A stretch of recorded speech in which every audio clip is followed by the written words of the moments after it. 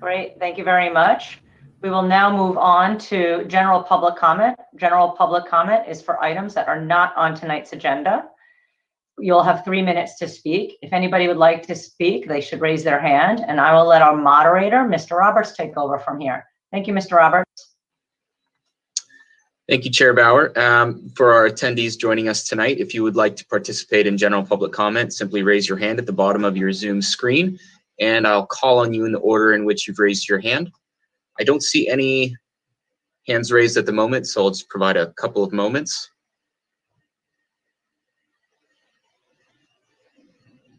And I don't see any hands raised for general public comment, so I'll pass it back to Chair Bauer. Great, thank you very much, Mr. Roberts. We will now close general public comment. I'll move into committee comments. So tonight we'll be starting with our council liaison, Delinda Fisher. Thank you. I have 3 items to report on. Well, one is a request. Last week we approved the first reading of the all-electric code with no modifications from this body. Wait, there was one modification. I think Heather will fill me in when you get there. It was for existing projects, yes, that were already vested. And then last night we had a budget session, and that was incredibly informative. And then the third item I have is that I heard word on the street that the Round Table Pizza is going on Kentucky Street, and I'm wanting to know if we can initiate an ordinance to prohibit those sorts of franchises, those sorts of national uses from being in our historic downtown. I know we've considered it before, but I'd like to raise it again. That's all I have. Thank you. Great, thank you very much, Councilmember Fisher. We'll now move on to our Pedestrian Bicycle Committee liaison, and that would be Commissioner Hooper. Well, we got a lot of good news at the last PBAC meeting. It looks as though the portions of the smart multi-use pathway that weren't going to be funded before have either been funded, are in design, or they found it's looking like they will get MTC grant funding for. It's also looking like the rest of the multi-use pathway will at least be paid for in terms of the design, but little else. So that's at least a starting point with a lot of the remaining access points.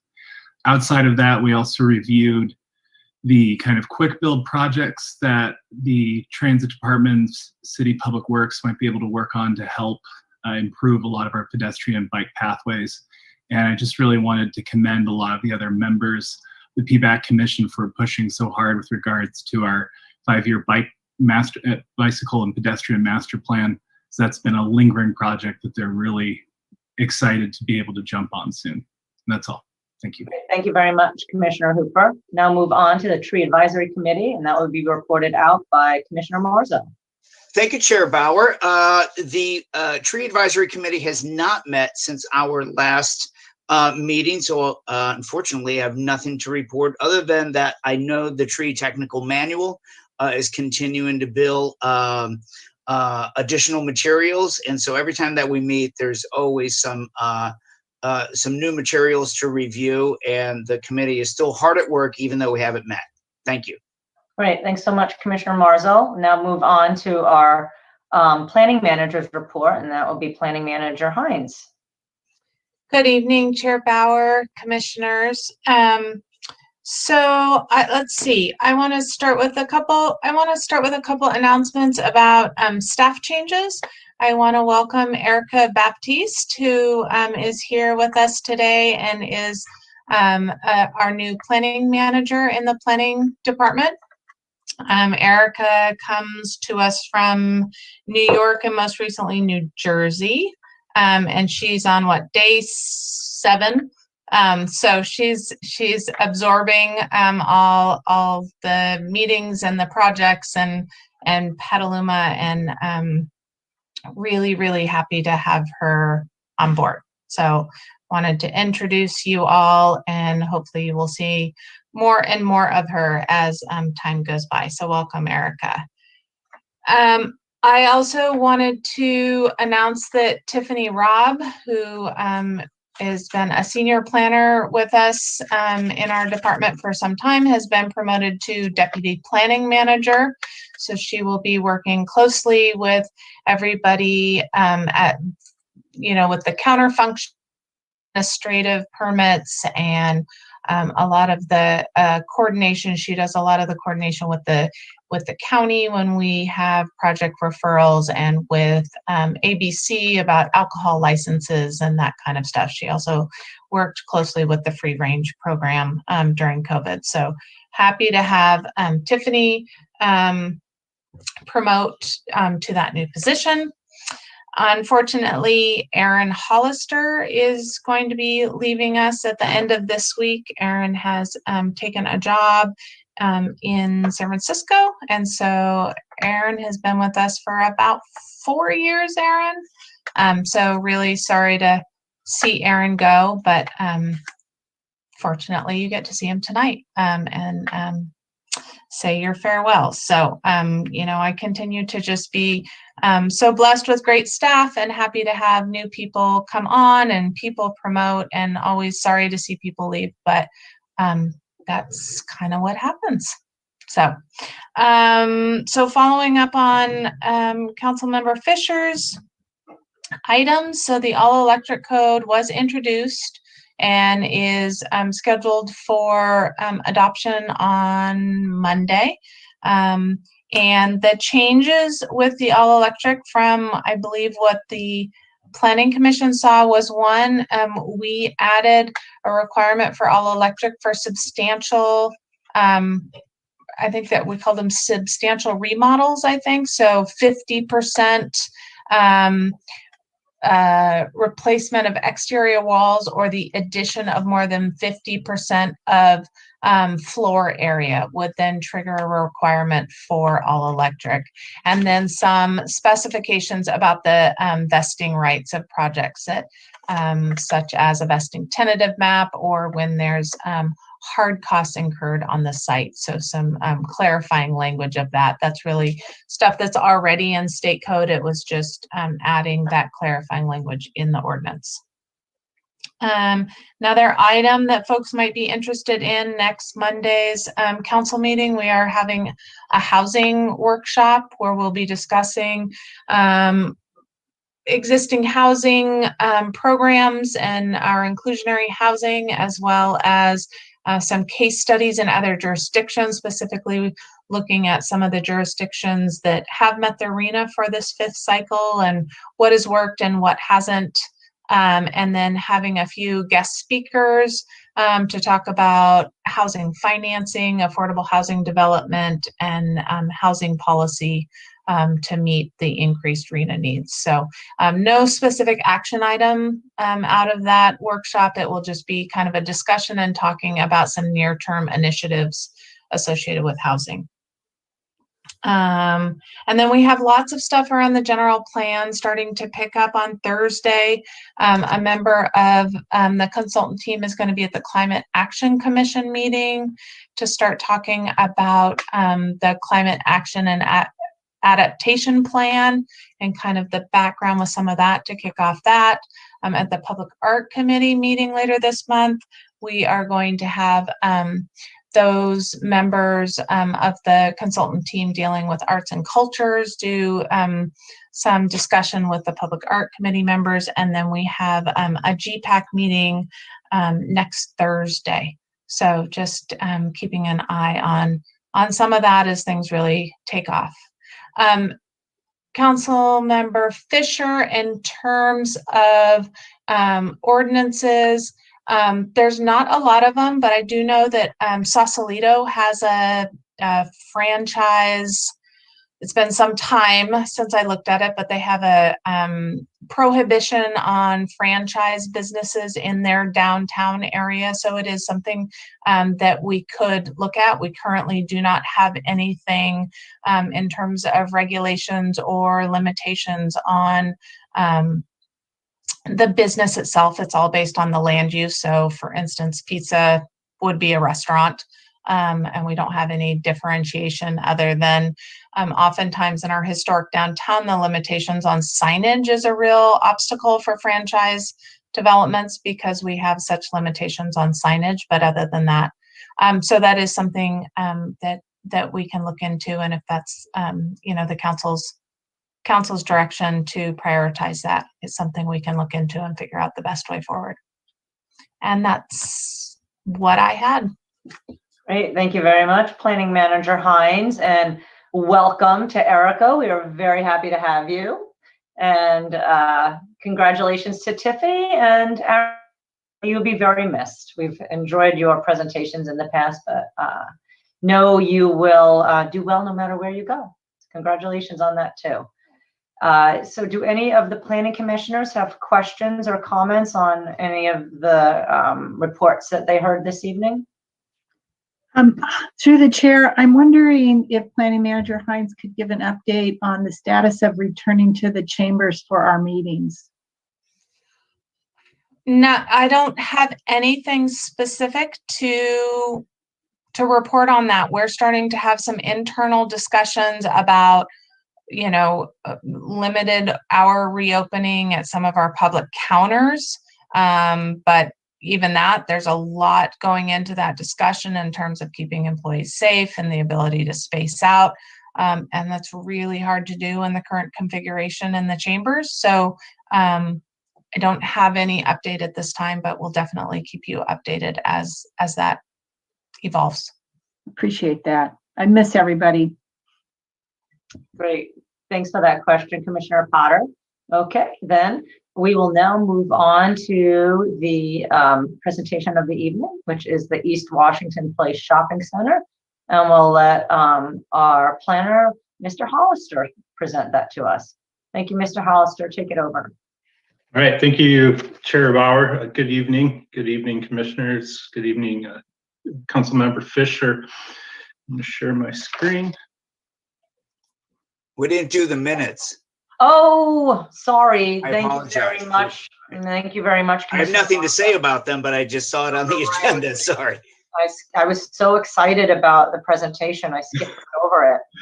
But thank you very much. Okay, so we'll be approving the minutes for Tuesday, April 27th, 2021. And I see Council Member Fisher might have some comments or edits for that. Just a quick correction, Terry Shore, her last name is misspelled, it's Shore. Okay, great. Thank you very much for that correction, Councilmember Fisher. So with that correction, are there any other edits?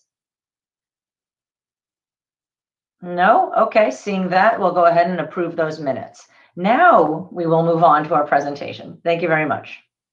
Thank you. I'll jump into it again this time. All right, just a moment.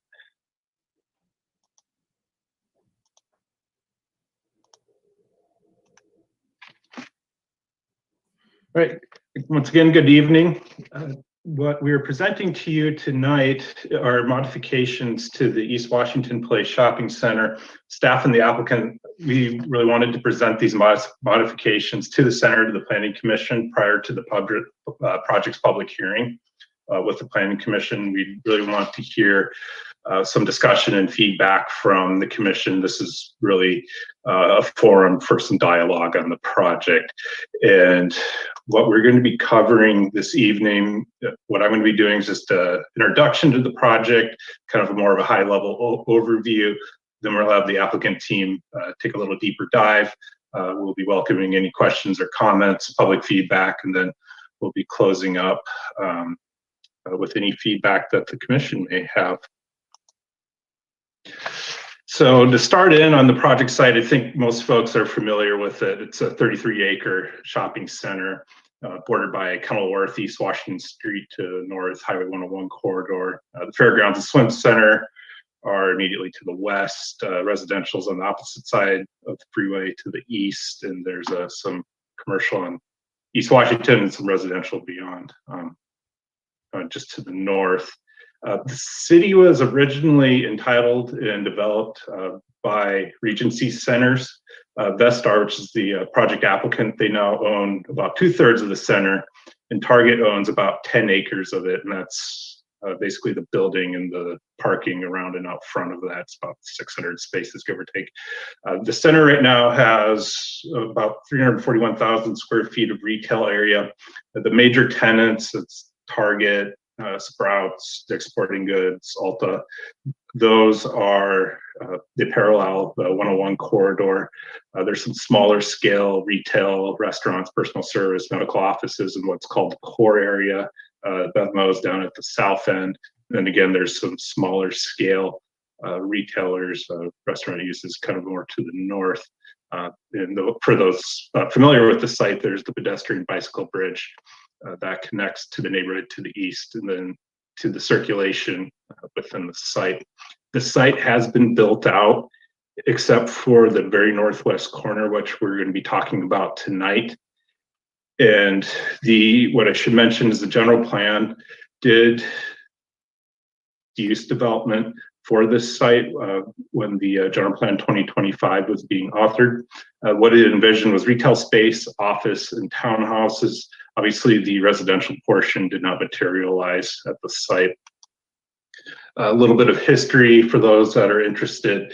The project's environmental impact report was certified in 2010, and also the project site plan and architectural review, the original approval and tentative subdivision map was also approved in 2010. There was a subsequent amendment to SPAR in 2011, and the original master sign program for the center was approved in 2012. As maybe some commissioners were on the commission in 2017 and recall this, but there was a master sign program approved in 2017, and this allowed for freeway-oriented wall signage. That was the big change underneath that master sign program. And we'll be talking about that wall signage in a little more detail in a moment.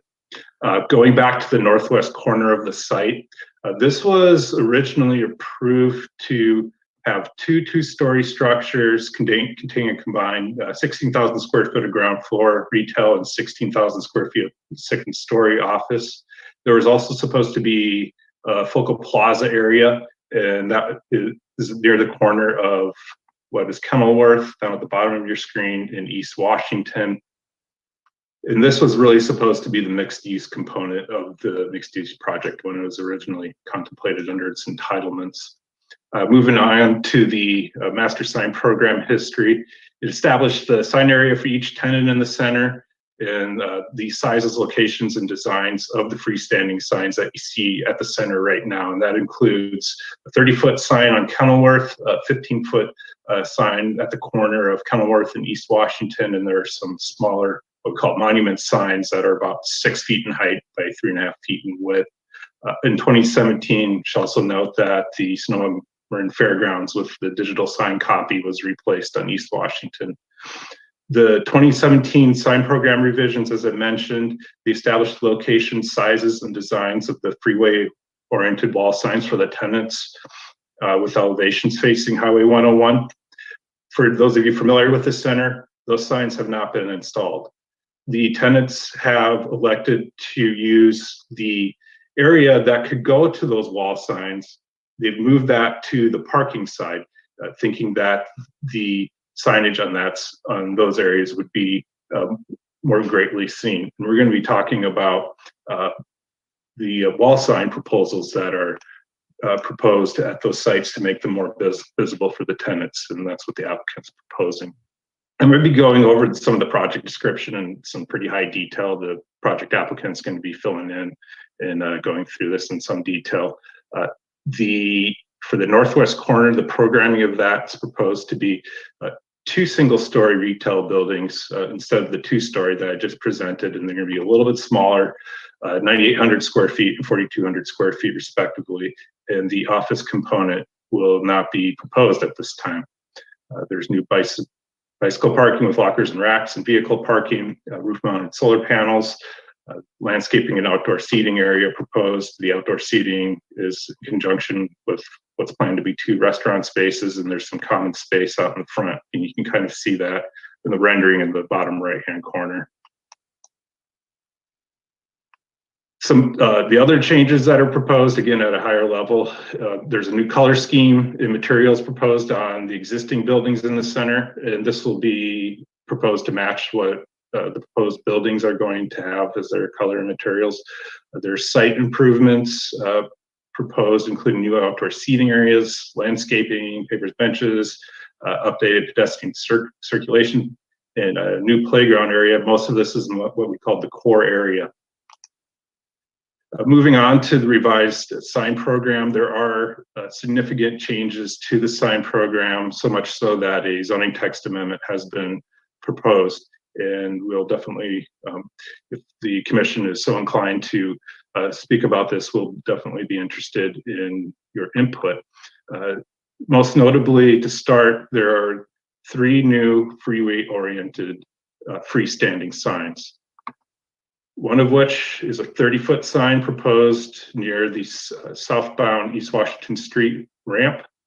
The second one is just north of the pedestrian bridge. This will be 50 feet tall, and it has a digital reader board on that. That'll be two-sided, about 128 square feet with a changeable sign copy. The third one will be more at the southern end of the site. This will be 50 feet tall, except it won't have any. There's going to be some replacement of the existing smaller monument signs, one of which, those are the signs that measure 6 feet by 3.5 feet. One of which will be a 30-foot tall sign near the south entrance, kind of close to the Tesla chargers, if you're familiar with the center. There'll be 3 other replacements, and these will be with smaller monument signs that measure about 6 feet in height and just over 6.5 feet in width. Those will be at the central driveway area, the northern driveway area, and then adjacent to the swim center. The existing 15-foot tall freestanding sign at the corner of Washington and Kenilworth is going to remain, as is the 30-foot freestanding sign near the central driveway area. The applicant's going to go into the design of each of those freestanding signs in a little greater detail, so I'll let them do that for the time being. Going into the wall signs proposed for the major tenants, including Target, Ulta, TJ Maxx Home Goods, Dick's Sporting Goods, and Sprouts. What they're proposing is to allow signs up to 14.5 feet in height at a max for, that would be for Target, and up to 30.5 feet in length. As it is now, the implementing zoning ordinance allows wall signs up to 1.5 feet by 30 feet for tenant spaces, 8,000 to 19,999 square feet. And for spaces greater than 20,000 square feet, they can be 2 feet in height by 30 feet in length. So they're also proposed to have up to 182 square feet in area, where the max is now 60. There's 2 signs proposed on Target, where one is only allowed per tenant space. And this would also significantly increase the wall sign area, freeway-oriented wall sign area for the center. It would increase from a theoretical high of 345 square feet to over 1,000 square feet. This would almost be 3 times as much as what's allowed. This table, I'm not going to go through each line, but if the commission wants to come back and talk about the wall signs, what this shows is the allowed area, proposed area, as well as the allowed dimensions and the proposed dimensions. I also have a number of similar slides for other discussion topics that were included in your staff report. And if the commission ventures to discuss those topics, we can come to those slides as well. The project entitlements include site plan architectural review, SPAR. This is for the build out of that northwest corner, and for the site and architecture updates in the center. Also, we use SPAR for the master sign program revisions. That's the entitlement vehicle for that. There are some significant zoning text amendments. Each line item was outlined in your staff report, but I'd like to highlight a handful of them here. Some more of the significant ones that would include an allowance for freestanding freeway-oriented signs where they're currently prohibited. It would allow for moving electronic sign copy on freeway-oriented signs where that's currently prohibited. It would increase the amount of wall sign dimension, area, and number per tenant for freeway-oriented wall signs. It would amend how sign area is calculated for shopping centers and for each of the tenants in turn. Based on the 39 tenants as disclosed in the master sign program, what they have proposed is effectively a 61% increase in overall sign area for the center. Finally, it would increase the allowable number, area, and size of freestanding signs. Currently, they're allowed one 30-foot freestanding sign and one 15-foot. Those have been installed on the site. With the increase that's proposed under the program, that would allow about 3 signs per frontage. One thing that the commission should take into consideration is that any sort of amendment to Chapter 20 would be precedent setting, and that these proposals, if they were to be ultimately approved, could be pursued at other shopping areas and centers and similarly situated properties within the city. Wrapping up my presentation on a few housekeeping items, the Pedestrian Bicycle Advisory Committee reviewed the project this past October. There was a good discussion at that meeting. Some of the topics included pedestrian bicycle circulation through the site, how that's best accomplished, bicycle parking at the northwest corner of the site, and some provisions for signage to areas of interest within the city from the shopping center. The neighborhood outreach meeting was held via Zoom webinar in October 2020. No members of the public were in attendance for that. You have received 3 public comments, and those were sent in after your packets went out last week, and they were forwarded to the commission. One public comment was from Nearby Business in support of the project. There were 2 other comments that expressed concern for the project as it's currently presented. With that, I'm going to wrap up my presentation, and as I said, we're really interested in any feedback that the commission has for the consideration of staff and project applicant. With that, I'm going to turn the floor over to Jeff Axel with Vestar and Norman Sears. Thanks. Good evening, Chair Bauer and commission members. I'm Jeff Axel with Vestar, and I appreciate you guys taking the time to meet with us tonight and hopefully have kind of a good back and forth working session to understand your thoughts and ideas about what we have presented and what we're thinking for the project. Just a quick overview of who Vestar is for your edification. We're a privately held company based in Phoenix, Arizona. We've been in business for over 30 years. We have over 30 million square feet, about 70 shopping centers in the Western United States. And we have a significant portfolio in the Bay Area with 9 centers of nearly 3 million square feet. And we purchased the shopping center August 1st of 2018 from, as Aaron mentioned, the original developer, Regency Centers. And one of the reasons that we got very excited about this project is because we felt that the project had lacked the needed leadership for the project to reach its full potential, and that owner had lost focus and did not pay attention to the project for the past several years. I mean, that was seen and evidenced by the lack of maintenance and the physical deterioration of like how the project looked and felt, and some of the vacant tenant spaces, and the fact that they had never developed the corner. So we spent, I would say, the better part of the first year really analyzing, looking at the market, talking to our tenants, and gathering on our experience as owners, and came up with a 3-point plan to revitalize the project and make it more of a community focal point. So the first step was to refresh and revitalize the existing center by new paint for the entire center with a new paint scheme with more contemporary colors. We are going to go in and upgrade the landscaping throughout the entire project to make it more appealing and visually sensitive. We wanted to increase the pedestrian and bike connections throughout the entire project. That will make it easier for people to access the center and travel throughout the center in that way.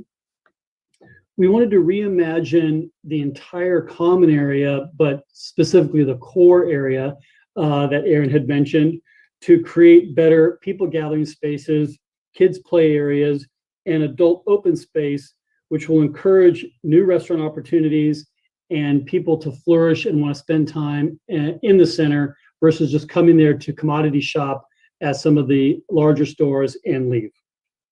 And then once all of those things are done, use our marketing department to really develop and create community events and an annual marketing program throughout the year that will do business partnerships and events for people that want to come and spend time at the center. The second step of the plan was to increase additional signage opportunities. We felt that we needed to give the shopping center and the tenants more awareness to the community and the regional shoppers, and not only to show them what tenants and restaurants and stores are in the shopping center, but where within the center they are located.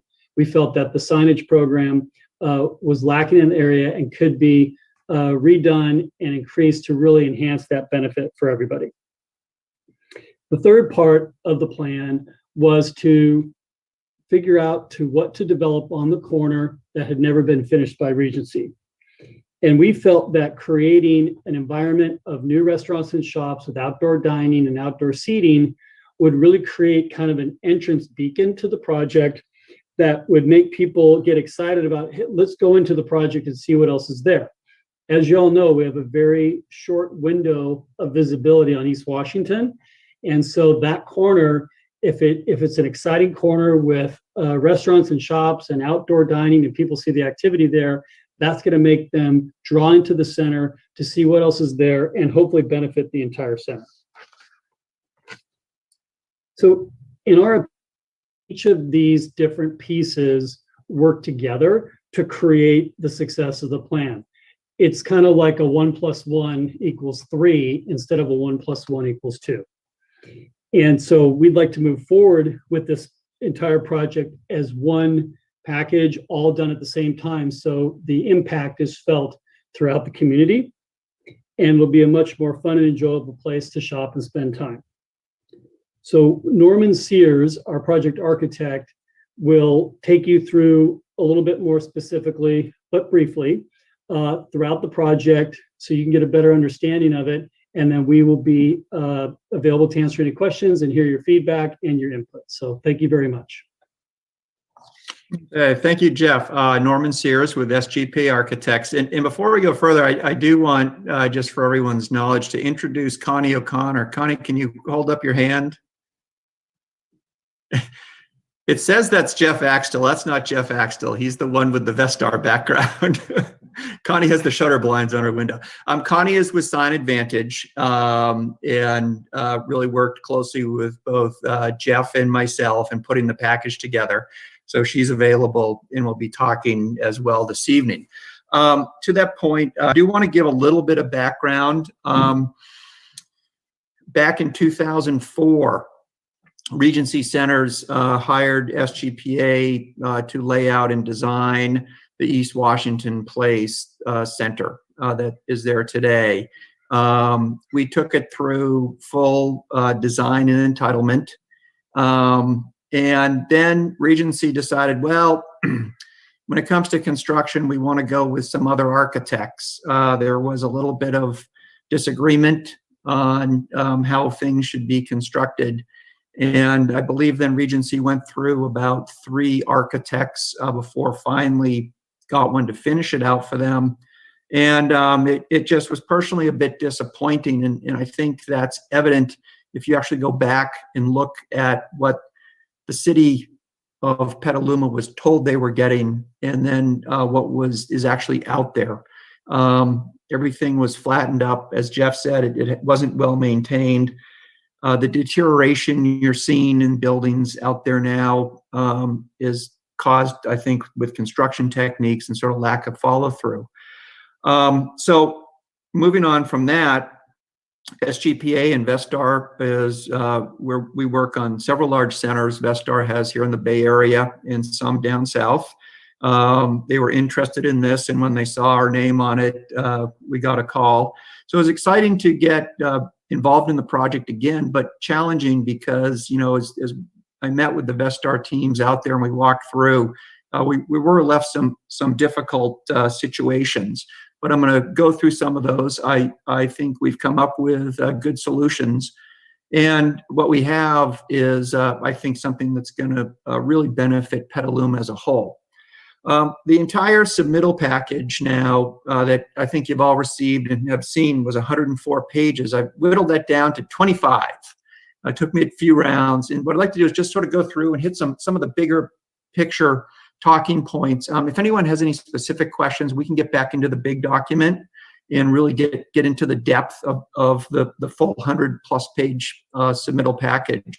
But with that, Aaron, how do you want to turn, should I just share my screen or do you want to turn control over? You can share your screen, Norman. That's fine. Okay. I have to apologize. You're going to see me looking off to my left here. This is my second big screen. Yeah, but that's where my presentation is. Okay, so this is what this is. It's just the cover sheet again of the full package. This is a view of the two new proposed buildings out on the corner. Regency never constructed anything out there, as Jeff talked about. It was initially envisioned to be 2 stories with office above, and we're just not seeing a market need for that.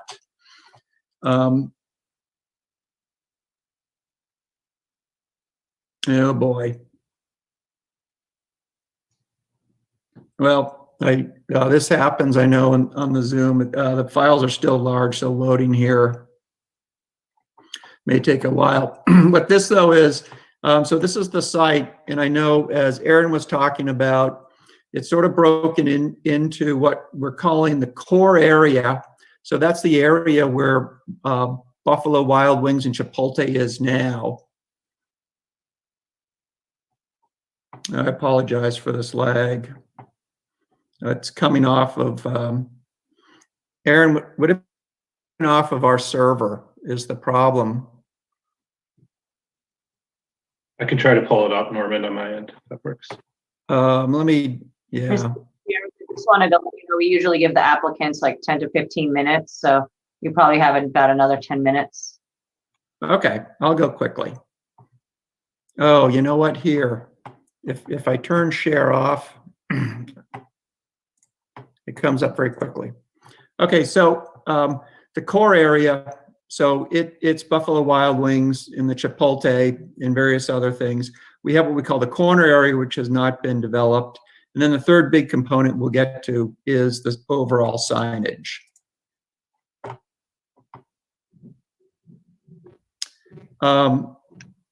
Talking about the core area,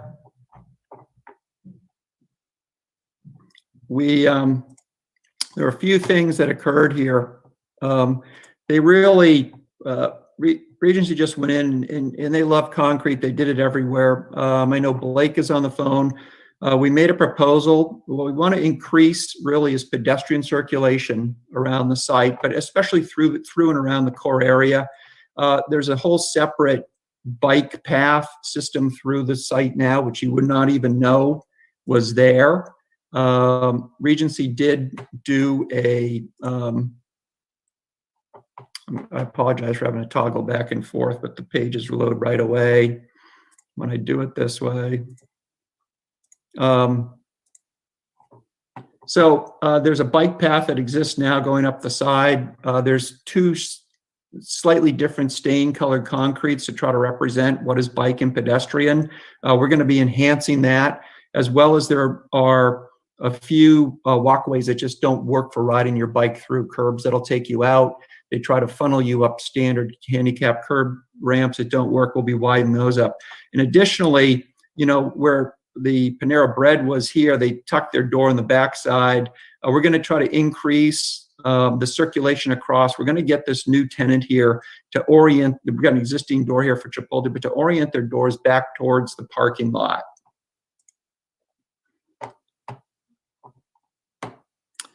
This is sort of what I was talking about. If you look, there's barely a shade of difference in the concrete colors, and this is supposed to represent the bikeway, and the other one is supposed to represent the pedestrian walkway. A big part, as Jeff talked about, though, is creating an environment, and there's a bit of almost irony that we talked initially about having outdoor spaces people could use, and as everyone knows, we've now been 14 months into the whole COVID situation, and of course outdoor spaces everyone's working towards, but really try to create environments that people are comfortable in being in. And you go out there now and it's just barren concrete. Buffalo Wild Wings and Chipotle, they have attempted to put some tables and chairs out, but a big part of what we're proposing here, and you'll see, is to remove the concrete, introduce landscaping. We're really going to try to focus on natural grasses.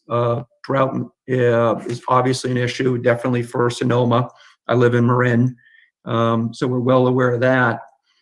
But try to soften the areas, just make it much more hospitable and welcoming for people to, want to sit down, come here, sit down, sit outside, eat, and enjoy themselves. I'm going to really jump here because I know we're short on time. I was sort of staying away from some of the before and after, but right now, what Regency did, we just have a large concrete area with a defunct fountain. There is a bermed area because this is up above.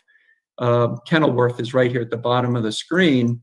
And so what we worked with Vestar, and they're going to be working with their marketing people on, is how do we activate this area where people will want to be, because no one wants to be out on this big flat concrete area. And we also know we have two issues here. We have sun exposure in Petaluma, and I'm up there in the summer and it's hot, and you have the winds coming in. So we want to create this backdoor area. There were questions about the fence we're proposing and the trellises and blocking view from Kenilworth. But I do want to point out, you have to remember we're 5 or 6 feet above Kenilworth here, so you really don't have so your eyesight's even below the level. But again, it's that protection for the sun and the wind is what became very concerning for us.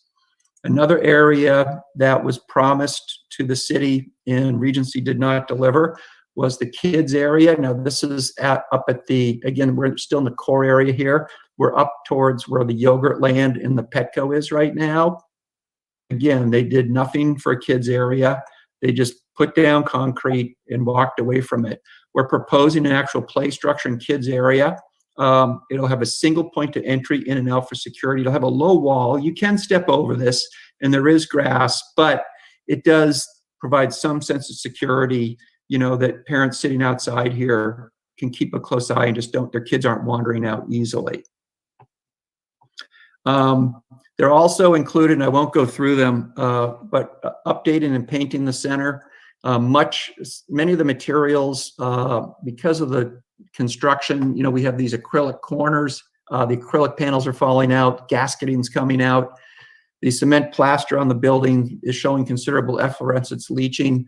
So we are going to come in, we're going to remove some of the materials we feel are a bit dated, update the center, improve the shading over storefronts, especially on the south and west exposures, and just more contemporary finishes to the building. With that, and this is a repeat slide now that Aaron showed on the signage. And Connie, do you want to step in and talk now, or Jeff? I think Aaron touched on this. We're proposing 2 50-foot signs. And as Jeff spoke about, one of the big things the tenants talked about when Vestar talked to them after purchasing the center was about the exposure. Everyone in Petaluma knows what's here. So it's community serving, but I think what we're noticing is it's not regional serving. You zip by on the highway, you're on the inside of the corner. I mean, we'll be through the construction soon, but really trying to give exposure to tenants to let people know. And in a way, and as Aaron mentioned, with the current allotment of the signage on the front of the centers, that's where all the retailers want their signage to be. So they're putting all their efforts up in the front, because still you're ways off at Kenilworth, and they're probably hoping to get glimpses from people on East Washington, but the backs are blank. And I hope the city does sort of take a look at that. While we are proposing to paint the backs of the buildings, just going by the backs of buildings, I'm not seeing as really beneficial. And signage can beyond just signage and identity, but it can start to add some activation to a project as well. And this is one of the real goals we have here. So it's two-pronged. It's activate the back, so you're just not looking at the back of cement plaster walls. You're letting people know what's actually in there. One of the 50-foot reader board signs here, one of the 50-foot signs, I should say, is a reader board sign. 8 by 16-foot reader board. Okay, which can contain messaging, I mean, not only for the center, but for the city.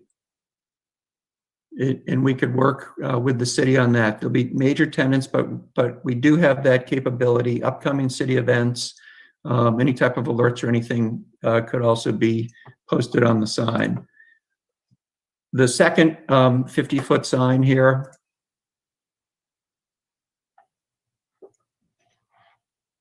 is more your standard sign. This really is meant to try, we got it down at the south end of the site, so it's going to try to capture that northbound traffic, okay? Because if you're all the way up at the other sign, you're having to get off of the East Washington exit by that point. So try to capture the people there.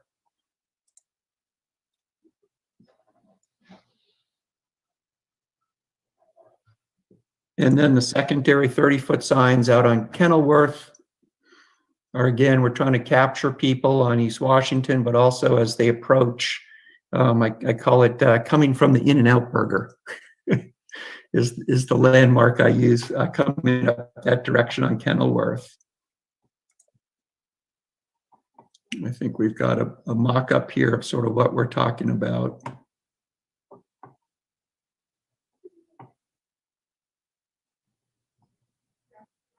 Okay. But this is sort of good because you can sort of see, you know, what we're looking at now are just big blank walls. And so we're just proposing some signage to put some activation on the backs of these buildings, you know, for regional people who might just be traveling 101, you know, heading up to Santa Rosa so that they can, you know, see, okay, oh, that's in that center. That's someplace I can get off and go to.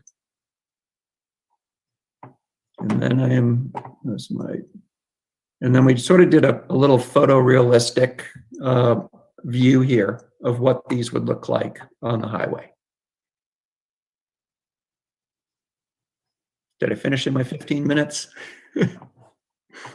Yes. Okay. If I jumped too fast or I did skip even some of the 25 I had, I apologize again for the lag and loading here. But I can go back to anything anyone has questions about. Okay, thank you very much, Mr. Sears and the other applicants for your presentation. We will now move on to public comment, but before that, I want to ask if any commissioners have any ex parte communications they would like to disclose. No? Okay, I don't see any, but before that, I see that Planning Manager Hines has her hand up. I just wanted to mention that we did receive a couple public comments on this item. I believe it was 3, Aaron, public comments that came in, and I believe 2 were opposed to the concepts, particularly the sign proposal, as well as some concerns about the mixed use and the development out at the corner. And I believe there was one that came in that was in support of it from Kelly Moore Paints.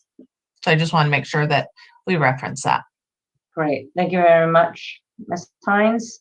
We will now move on to public comment on this agenda item, and I'll let our moderator, Mr. Roberts, manage that. Thank you, Mr. Roberts. Thank you, Chair Bauer. I don't see any hands up at this time, but I'll just provide a couple of moments. I think I see some now. Yes, I do. Okay, I'll go ahead and share my screen for 3 minutes.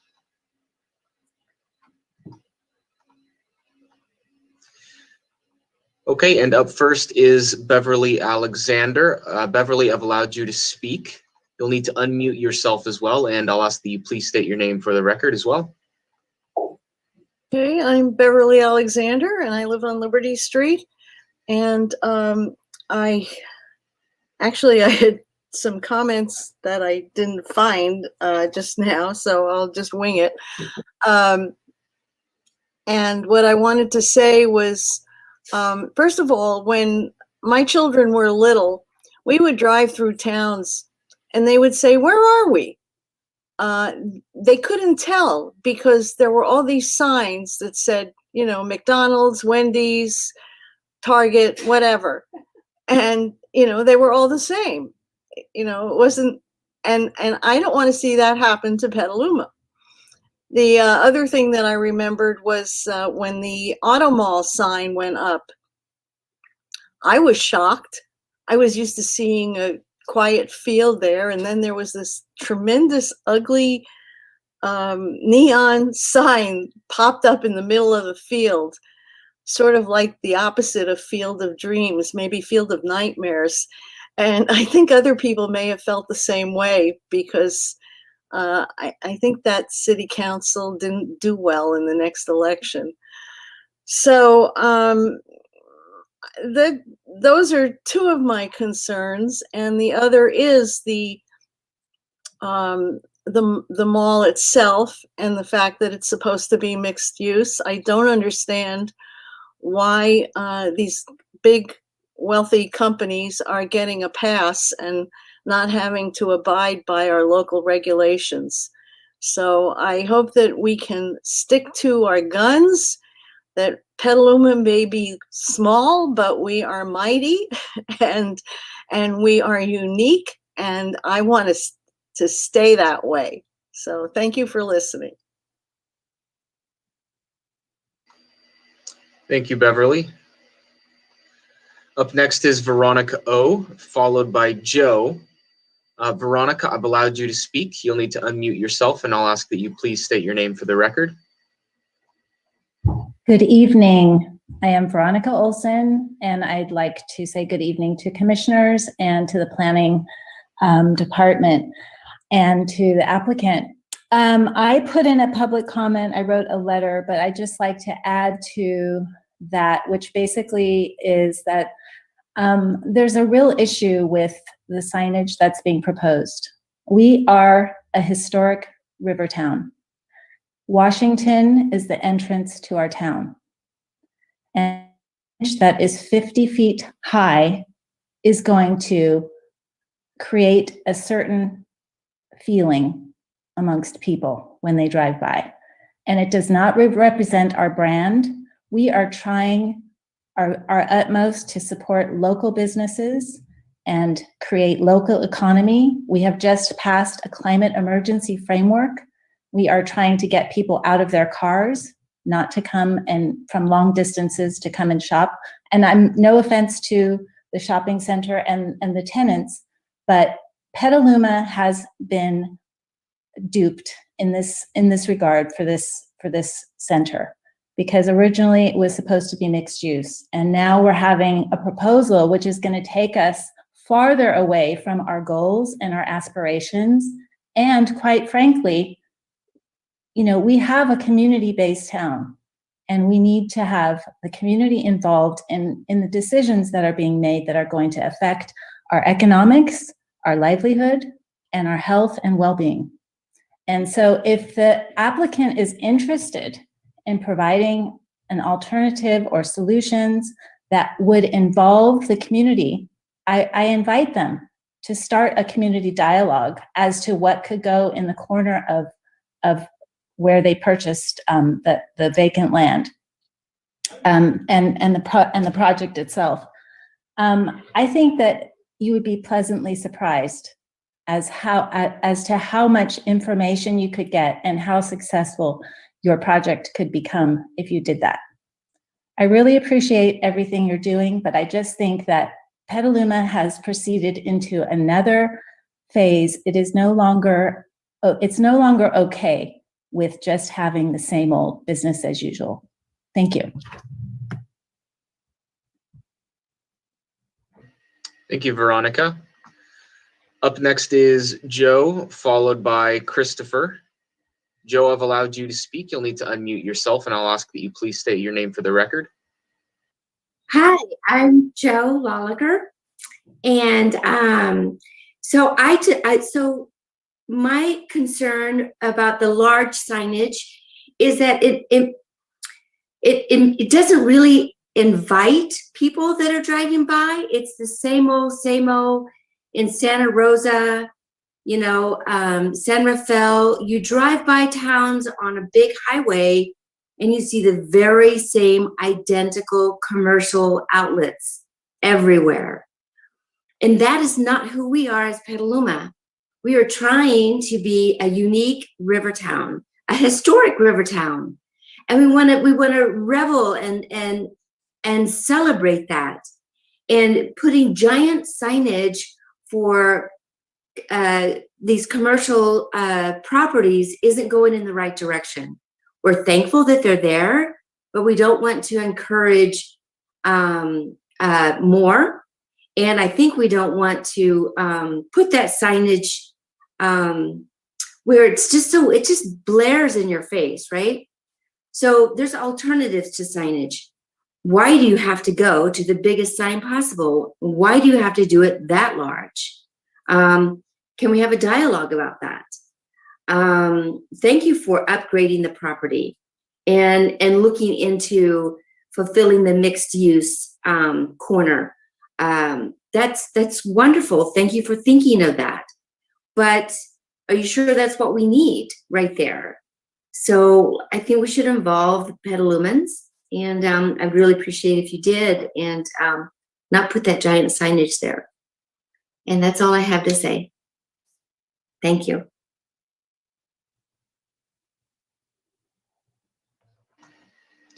Thank you, Joe. Up next is Christopher Neugebauer. Christopher, I've allowed you to speak. You'll have to unmute yourself. Please state your name for the record as well. Hi there, my name's Christopher Neugebauer. Good evening, commissioners, council member, staff, applicants. I've got a few concerns that I want to raise regarding the proposed project. First up, I'd like to talk about the freeway signs that have been proposed in the context of recent work that has been done on the 101 freeway directly next to it. As the freeway widening has taken place, the stretch of freeway around the shopping center has gone from being quite pleasant and tree-lined to being surrounded by bland brick walls. As a new resident who really appreciates the beauty and the character of Petaluma, the newly renovated freeway around these shopping centers is really unpleasant, and it does a poor job of showing Petaluma to the people who are driving through the town. I do not believe the freeway-facing signs are going to improve this situation. And I note that the Planning Commission spent several hours trying to figure out how not to build a new electronic sign at the north end of town, citing how electronic signage is not in keeping with the city's character. A poorly conceived zoning text prevented you all from stopping that backward step. This is a good opportunity for the city to make sure that the floodgates on electronic signing do not open. Secondly, this region is apparently zoned as mixed use. However, all the current buildings are single story, as are all of the proposed additions. None of these additions take advantage of the mixed use zoning. This part of town is generally pretty isolated, and it's really only convenient to access by car. And because nobody lives within 5 minutes walk of this location, because they didn't take advantage of the mixed use zoning, unless there's housing added, people just aren't going to make use of these improved and pleasant dining facilities the applicant is talking about. The traffic on East Washington to enter this location is already deeply, deeply congested, and increasing the number of retail and restaurant locations is only going to increase that congestion if there isn't commensurate increase of housing available to the shopping center. I would encourage the city to require, at minimum, a second story for housing on these new and renovated buildings. I would also suggest that the traffic design in and around the shopping center could be improved to improve access by public transit, which is currently lacking. Finally, I'd like to highlight the value of the freeway adjacent location to EV owners, and would like to encourage the applicant team to consider installing more open standard electric vehicle chargers to go alongside the Tesla chargers that are already there. Thank you very much.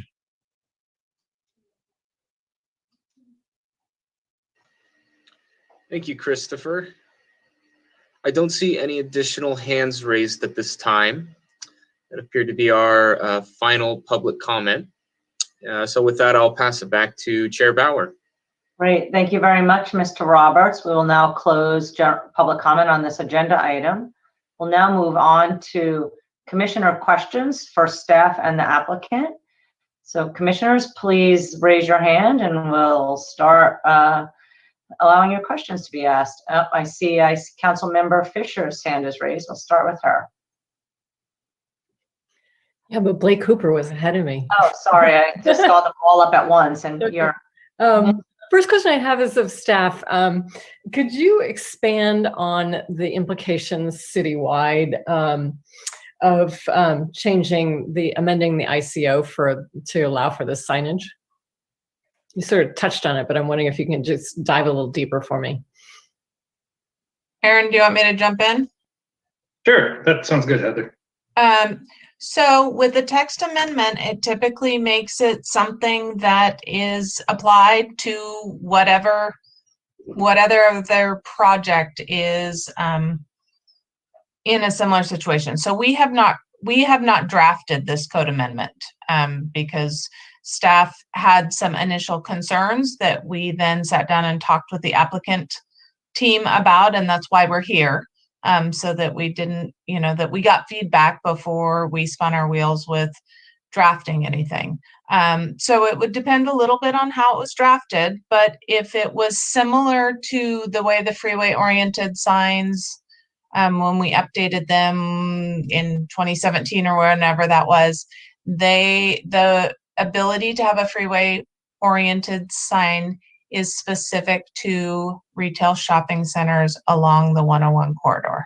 So if something like freestanding freeway-oriented signs was added to that section, it would apply to the other shopping centers such as Deer Creek, Plaza North, Plaza South, in the same kind of situation, same type of use along the freeway. Does that answer? It does. Okay. And then the second question I have is, given the mixed use zoning of the site and the general plan designation for mixed use, if the office component doesn't get built, how does the center comply with the mixed use?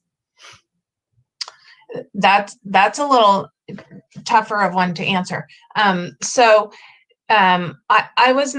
can't give you a lot of history on kind of the dialogue that happened during the East Washington approvals, because I wasn't actively at those.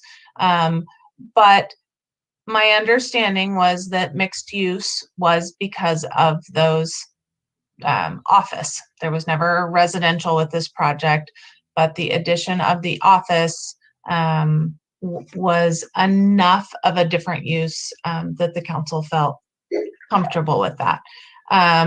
So that's the way it was approved.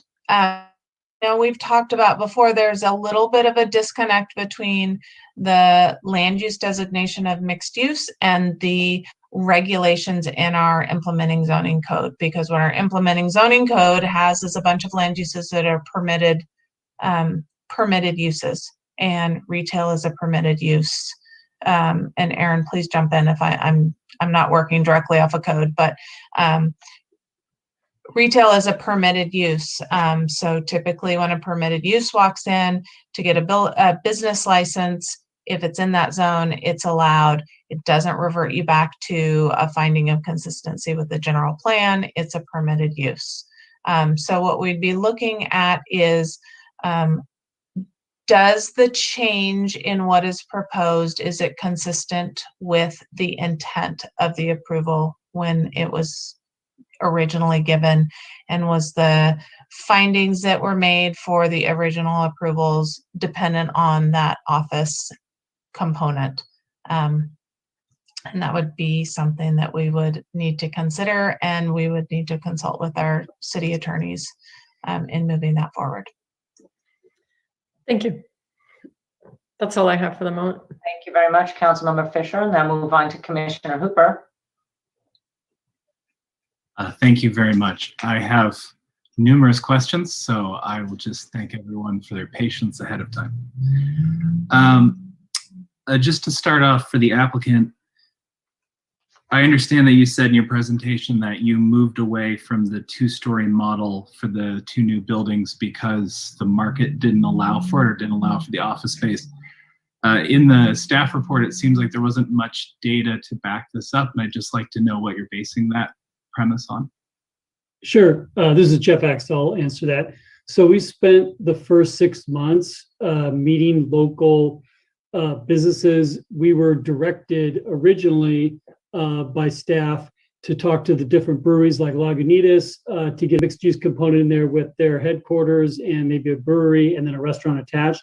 So we met, the city helped us meet the CEO, president of Lagunitas, and we had multiple conversations with them. We had our brokerage team meet out to other local breweries and other local businesses in the area. And then we talked to some office leasing brokers during that time. And it just didn't seem like we ever gained any traction to people wanting to locate a corporate headquarters here or an office here or some mixed use component of their office along with the restaurant or a brewery or some other type of use to that effect. Additionally, the size of having two separate buildings with 16,000 feet of office, I mean, that's not a critical mass or significant mass to get like a larger user or users. It's not part of like a larger office project, so it wouldn't be that type of thing. You'd have to look at attracting smaller local professionals that don't typically want to locate in a shopping center because it's harder for them to park, harder for their customers or their clients to come visit them. Okay, but I understand that process, but for one thing, we're coming out of a pandemic where we have a significant decline in like retail and in like restaurant capacity. And there's plenty of parking in that area. One could say it's a giant parking lot with a handful of buildings on it, if we're being honest about the proportions. And Petaluma's been trying very hard to shift its model away from retail and to really look for these kind of mid-size offices to try and change our focus. I'm just wondering if there wasn't more outreach you could have done with the city to see if there weren't more opportunities, because this seems like exactly the kind of project that's failing right now in the city. I'm open to working on that, but I'm saying we spent a good 6 to 9 months and came up empty-handed. Okay. I mean, we kind of have to look to see what the market's going to give us. And, I can't force people to want to lease or to open up a business in my center. So if the market's not there and they're not being attracted to it, I can't manufacture that attraction. Fair, but and this isn't me just trying to nitpick, I just want to confirm, did you reach out to the city specifically about like the economic development component of that to see if there's any partnership or potential arrangement available to kind of talk about this? Yeah, Ingrid was critical in helping me meet Lagunitas and other local businesses to try. I worked very closely with Ingrid on that. Okay, thank you. Thank you for that. Next question I had was for staff. In the original SPAR entitlement that was approved that had the previous two, did the request have this many IZO changes for sign amendments for the master plan change? Sorry. Commissioner Hooper, no, the previous sign program complied with the IZO.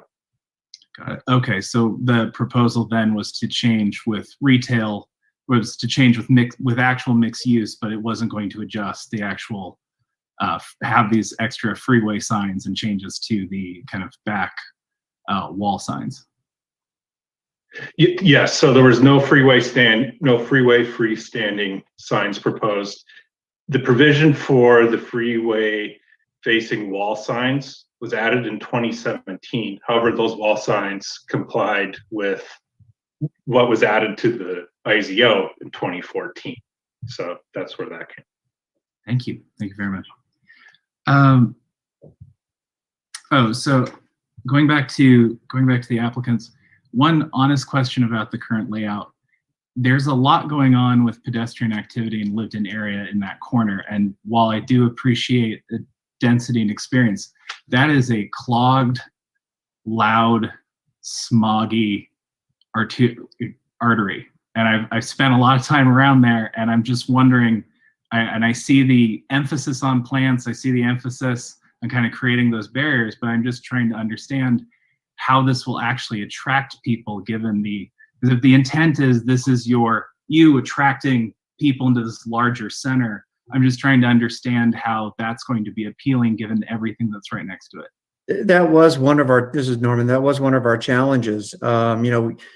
We had a plan, the previous plan, it showed the two buildings there. We more or less stayed close to those footprints, but as Aaron also showed earlier, there was a big concrete plaza proposed out there, and we've got to get a strong buffer between anyone sitting outside in that intersection. We've all been there. Just sit there for 5 minutes and watch it. And that's where we're sort of showing higher plantings to try to, again, create that buffer and hold that back. And there is a good distance to it. And it's about, I think, the best we could do. I think if we had done the big concrete plaza as was initially proposed, you'd not only have the noise, you'd have the fumes and the dust blowing through on it. So. Oh, absolutely. I'm glad you've changed from not having some kind of concrete barrier. I appreciate the use of plants.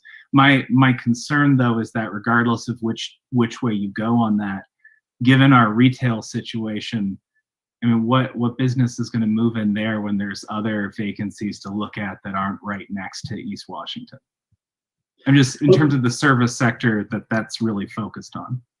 This is Jeff. So the retailers thrive on visibility and identity.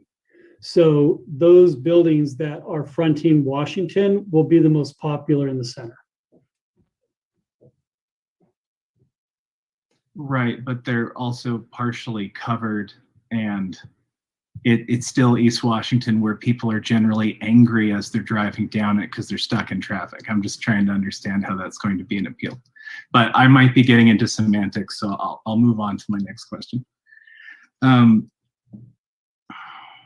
Where you have the children's play structure, I understand, believe me, any opportunity to make it easier for parents is a good thing.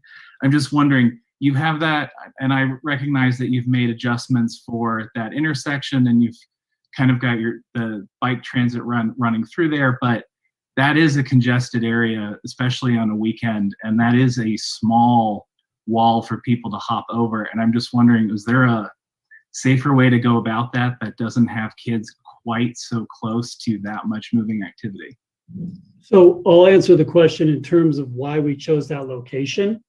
I will leave it open to conversation about the height of the fence or some other way to create that safety barrier.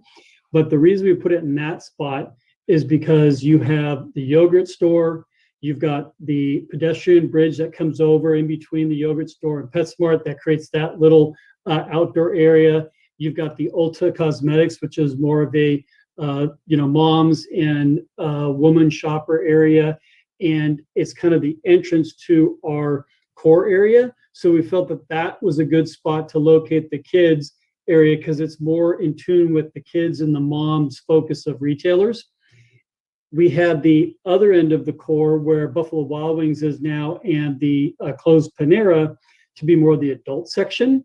So that's where we're creating outdoor garden dining area where we can have a more of a restaurant that's food and beverage and entertainment, and not just a restaurant with outdoor bands and live music on the weekends. And that's why we've created that area down there. And then a whole new greenscape area where we can have adult games. And so the adults can congregate around those restaurant with bar and entertainment.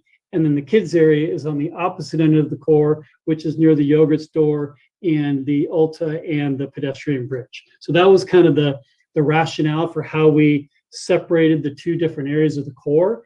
In terms of how to design the actual kids play area, I'm sure Norman is open to suggestions from everybody on how to, everybody feels better about that safety part of it. Thank you for that explanation. I would just like to say I don't have kids, but I already felt anxious by the idea of having your kids outside. Then the stories you've mentioned on one hand, not having great visibility to the outside, and then the adult kind of activity area on the other. It seems like it's not going to get a lot of use for its intended purpose. I'm just wondering if there's a better, maybe more interior location, but I'll leave it at that. Okay, so with regards to the freeway signs, you already heard a lot of public comment about that. And outside of just the number of changes that would be required for us to make that feasible, my own feelings aside, is there any data with regards to how freestanding freeway signs of that size would actually bring in more revenue? And I ask that because we're at a point where most people, frankly, Google or use one app or another to know exactly where they're going these days. And we already have a high rate of vehicular injury. And we're purposely trying to move away from having people either use us as a pass-through town or frankly abusing VMT standards by driving long distances. So I'm just wondering, what is the gain? What's the net gain from this that in any way really explains the freeway signs beyond it just being a strategy that we might have seen around 2004? Sure. So when we bought the center, we interviewed all the major tenants.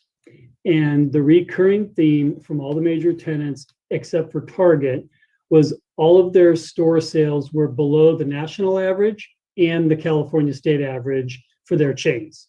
They were underperforming stores in every instance except for Target.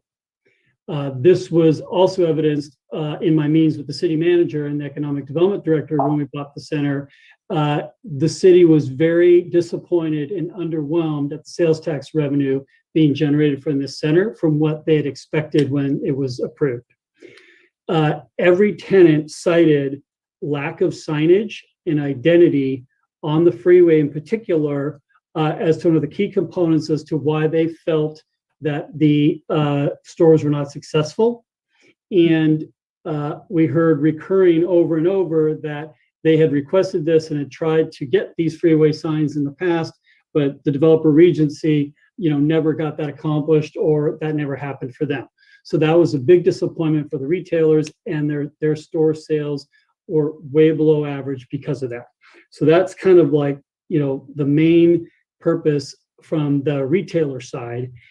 Secondarily, you have to understand, I understand your point about you don't want to be a pass-through town, but this is a commodity-driven shopping center. Your retailers here are commodity-driven type retailers, Target, TJ Maxx Home Goods, Dick's Sporting Goods, where people are driving from a much larger distance, and the trade area for those stores expands much farther than the city of Petaluma and the local residential area. They need more density than that to survive and do well. So they're counting on that freeway, and they're counting on the regionality of their stores to help boost the sales. And I'm sure the city of Petaluma, when they approved this project, was expecting to get those sales from the surrounding communities as well. I can appreciate that, but I mean, to a certain degree, there's a Target in Nevada, there's a Target here, there's a Target in Santa Rosa. There's a lot of redundancy along the freeway system, and I can see the regional commodification, but this honestly seems like an approach that's trying to give a facelift to a core concept that we probably shouldn't have agreed to in the first place. You, if I'm correct, you own about 23% of the property, correct? Yeah, and then Target owns their own parcel. Right. I mean, I think a lot of this, if you're talking about underperformance, there could be housing on site. There could be more office space on site. And I understand the points you made earlier about trying to make that happen. But given where the city's going with these strategies, I'm just wondering if it wouldn't be possible to give this more time to see what you can get back from the community before trying to push with a strategy that honestly feels like it's for a completely different community. But, okay. I don't want to completely ramble. I appreciate your patience. One second. I have a lot of thoughts here. Oh, this question was for staff. You mentioned that there was, you performed a neighborhood meeting and there hadn't been any attendance. I just wanted to know what outreach was conducted. The applicant did the required notice per the ordinance, which included mail notification to 1,000-foot radius, all occupants and occupants and owners within 1,000 feet. Okay. And when we do these meetings, are they meant to be just targeted for the neighborhood, so there's no broader outreach for social media or anything like that, or is it just supposed to be conducted kind of one-on-one via email? The way the ordinance is currently written, and Heather, you can jump in after this, is just the way it's written is it's 1,000-foot mailing radius, and then Heather, you can jump in after that. Yeah, I think the purpose of that was targeted neighborhood outreach, because it is also, I think the way the ordinance reads, I believe there's a reference to impacting residential. So it's really, that was the focus. That being said, there has been times when, it's gone broader or wider. But a lot of times, for instance, I'm thinking of the, like when we did outreach for the Danko project, the Meridian at Corona, we structured it as 2 different outreach events. We did the neighborhood because the concerns of the people living right there were very different than the outreach we did more on a community basis. So wanted a chance for the people living right there who typically would have slightly different concerns than on a citywide basis. So we've done different things depending on the project, but the ordinance's requirement is 1,000-foot notification. Thank you. And I have monopolized a lot of time, so for now I'm going to say that I'm good for this moment. I might have more questions a little bit later. Thank you very much, Commissioner Hooper. Now move on to Commissioner Potter. I have a question for staff. I just wanted to confirm that the original approval for the signage at this development did not include an electronic sign.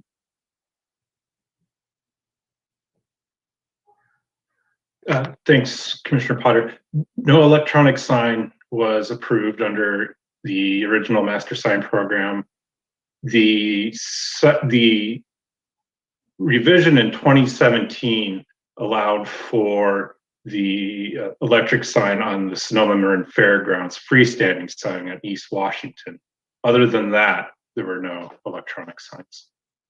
Okay, I asked that question because this is a new element, and I'm sure there's going to be a lot of conversation when we get back to discussing this with the commissioners. But I have another comment, and that is that I really appreciate you bringing your ideas to us and having this forum. And I think that there are a lot of good ideas for what can be improved at the shopping center. But it would help me, and I think it might help others in the future as we move forward, if we can talk about the various components and understand which of them can be done just as part of the improvement, normal maintenance of the shopping center, which elements of the project would require a revision to the SPAR, and then which elements require some kind of zoning or other legislative change, because there are so many different elements. For example, I'm not clear if that play area could just be built, as a matter of practice with the entitlement that's already there. And so that's just one example, but I feel like when this comes back, it would be very helpful to make it really clear what the approvals are for each element of the project going, because I think there's going to be a wide spectrum of support for the different elements, and I'm hoping that you'll get as much of a package that is necessary to revitalize the shopping center. I don't think that most people will agree with you that improvements can be made at that location. I mean, notwithstanding how they feel about the existence of the shopping center itself and whether it should have been approved in 2010. So I just want to encourage you to continue and to hear out all the comments, and then when we come back to present it in a way that this commission can understand the entitlements that we'll be providing. Thank you, Commissioner Potter. Those are some very good points. I see Councilmember Fisher has her hand raised. Yeah, again, thank you. Well, after hearing Commissioner Hooper, I thought of a couple things. The outreach being 1,000 feet, that really means the swim center, the fairgrounds, the freeway, Washington Boulevard. You probably didn't even reach any, maybe 1 or 2 residents in that radius. But my question is to understand the progression of the entitlements. So in 2017, you came back for, the applicant came back for a new signage program, which we approved. And it seems then, am I correct in the only thing that got built was that new digital sign for the fairgrounds and nothing else? So what elements of that negotiation that we did in 2017 with the applicant, which aspects of those have not been fulfilled or taken advantage of? I believe, and Aaron, correct me if I'm wrong, but I believe when the modification to the sign program came in 2017,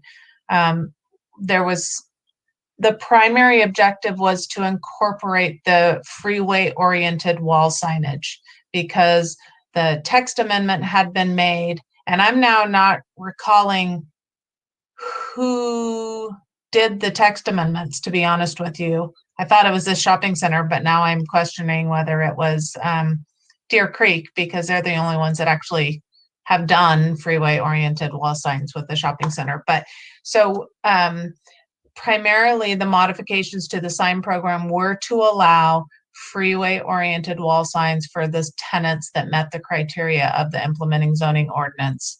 Additionally, it was the fairground sign, because there had been a private agreement made between the fairgrounds and Regency about that Regency would build a sign for the fairgrounds. And it hadn't been done. And then when it started coming up, it was, well, this wasn't ever included or designed or approved by the Planning Commission. And so that came back as part of it. Aaron, did I miss anything about the 2017 sign program? Got it correct, Heather. Okay. And so part of the way the IZO, the implementing zoning ordinance, lays out freeway-oriented signage, wall signs, it did not change the there's this kind of I don't even want to say complex, but a slightly convoluted formula for figuring the square footage of signage that's allowed in a shopping center. And it's kind of a base amount for each tenant, and then it changes depending on the number of tenants. So one of the things when the implementing zoning ordinance allowed freeway-oriented wall signage, it didn't actually increase the total signage a tenant could have if you added freeway-oriented wall signage. So for many of these tenants that already had maximized their sign area, in order to put something on the back of their building, they would have needed to make the signage on the front of their building smaller. Is that correct, Aaron? Yeah. And so I think that's one of the reasons why in this shopping center, none of the tenants, I don't believe, actually put up freeway-oriented wall signages, because they didn't want to take away from their front-facing signage allowance. So in 2017, the modifications to the sign for this shopping center included a change in the IZO for the entire city for the sign program?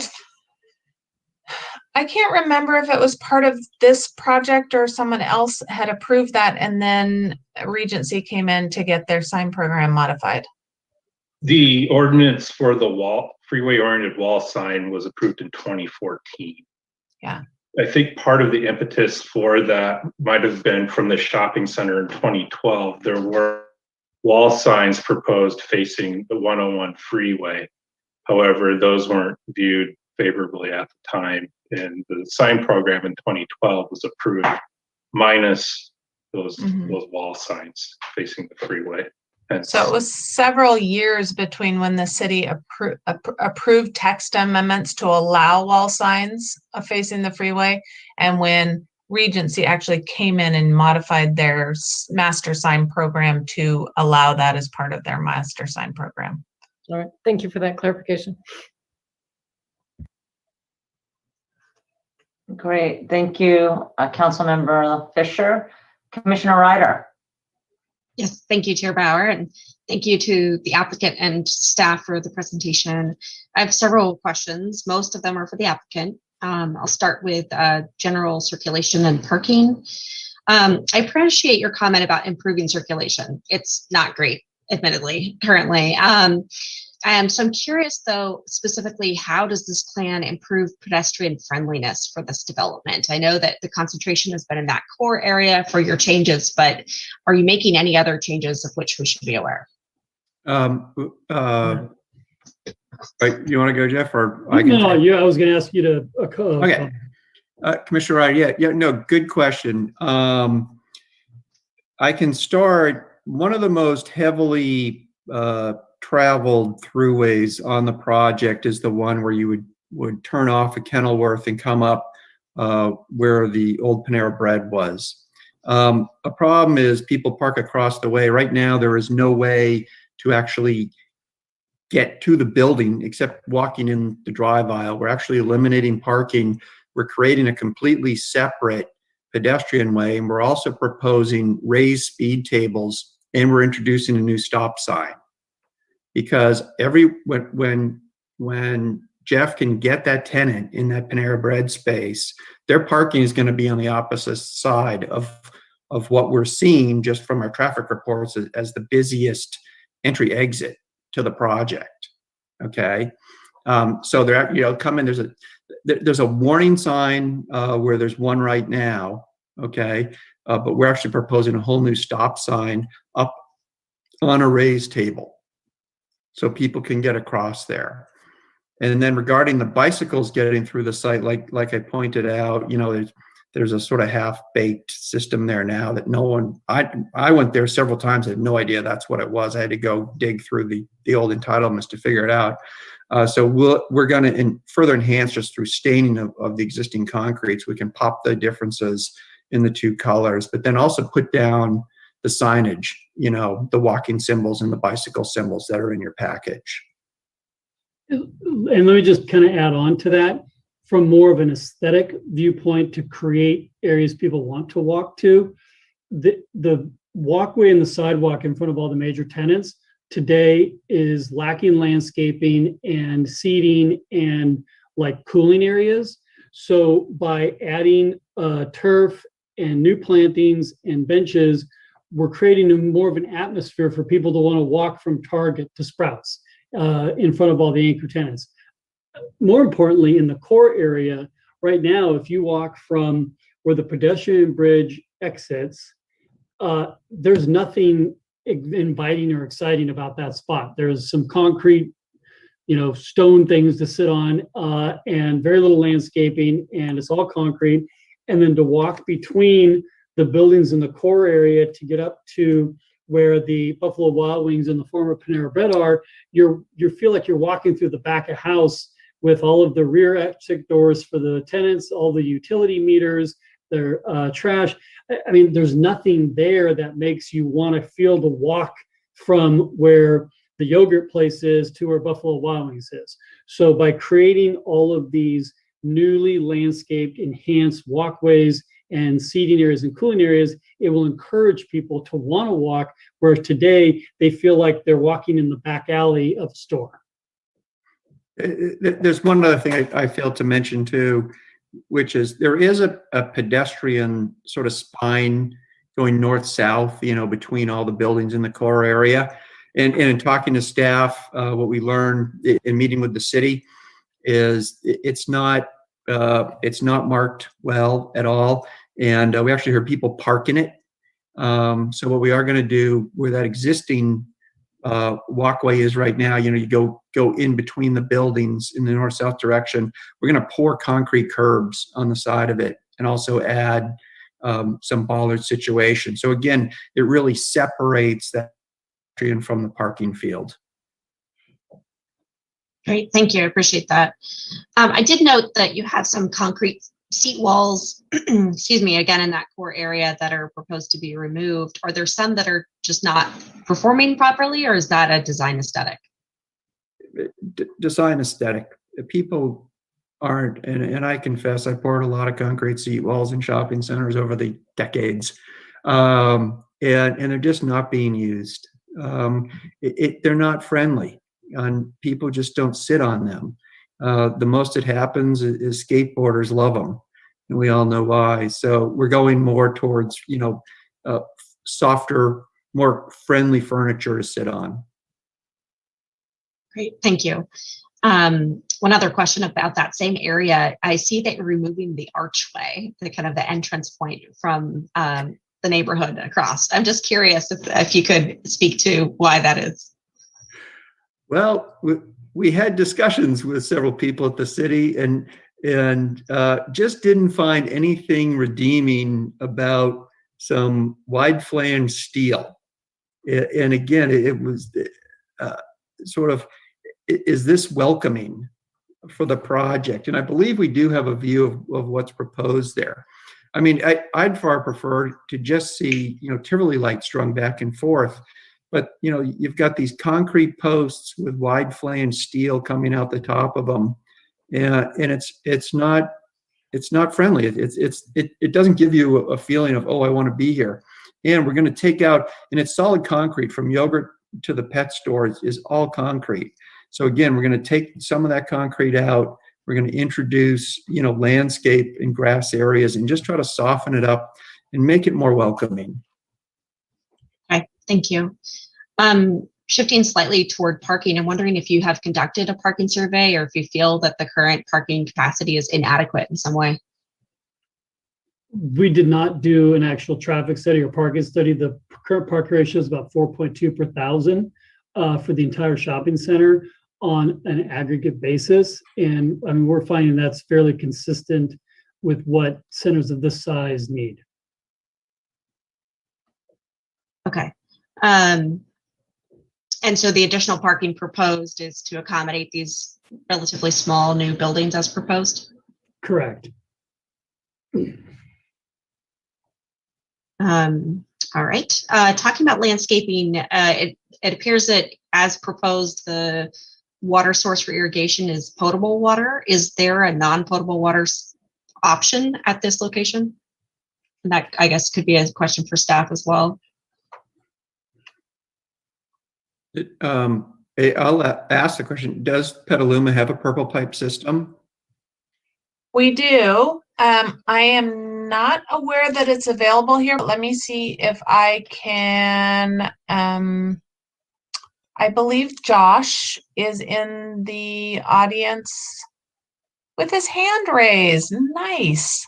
Eric, can we ask Josh Menschall to answer that question for us? I love when Zoom works and everyone you need is right there to help. Josh, you're on mute. Okay. We do have purple pipe, but it is not currently in this area. I do see on our map that some purple pipe has been added to Kenilworth, but nothing's currently tapped into our system yet. Thank you. I appreciate that. I would also I don't know if this is even possible, but I would like to have it be considered that no new planting be installed whatsoever until the drought is passed. I don't know if that's a possibility, but just new plants are really water intensive. So just put that out there, something to consider. Based on the timing, hopefully this is not going to be long-lived, but just something to put, I guess that's more of a comment than a question. It looks like my questions related to signage have been predominantly answered, although I'm curious to hear from the applicant, the monument signs that you're proposing to replace. Is there a particular reason that those are being, or do they need to be replaced at this time? Yes. So the reason we're replacing the monument signs along Kenilworth is the current signs are positioned so you can't see them from driving on the street. And the size of them, they're like little postage boxes, so you can't read them from driving in a car. Thank you. And I know many folks have already asked questions about mixed use, and you talked about extensively your process. I just wonder about if you have considered or would be willing to consider other options. I know it's not the best space for office right now. I think that's more timing than anything else, based on what I've heard. Do you foresee the potential for residential in this location? So I don't think we have enough land to do residential there. The minimum size you would need for a residential project is about 3 acres. And we don't have that in that corner because Target owns most of that property. So we only have a small pad out on the very corner that we can develop. So I'm sorry, just to clarify, are you unable to develop portions that are currently parking? That Target owns, correct. Most of that parking out in front of Target and in that corner is owned by Target. We cannot develop that parking. Okay, but other areas of parking are potential, but that's, I understand, just not part of your current scope. Correct. And I mean, one thing to understand, like just kind of broader strokes, and we didn't develop this center, we bought it as it exists. And there's leases in place that run for, decades, and they have restrictions on what you're allowed to do in a shopping center and where you're allowed to do it. And all those major tenants have protected parking areas. So even if I wanted to go in and redevelop a major portion of that parking lot with residential, I wouldn't be allowed to do it without the tenants' approvals. Interesting. Thank you. That's all my questions at this time. Thank you, Commissioner Ryder. Are there any other commissioner questions? I see Commissioner Marzo. Thank you, Chair Bauer. I kind of waited until the end, and I had been emailing Heather kind of on the side, and I just want to clarify for full transparency. My office where I am right now is right around the corner. I'm at 949 Lindbergh Lane. In my family business, I did not.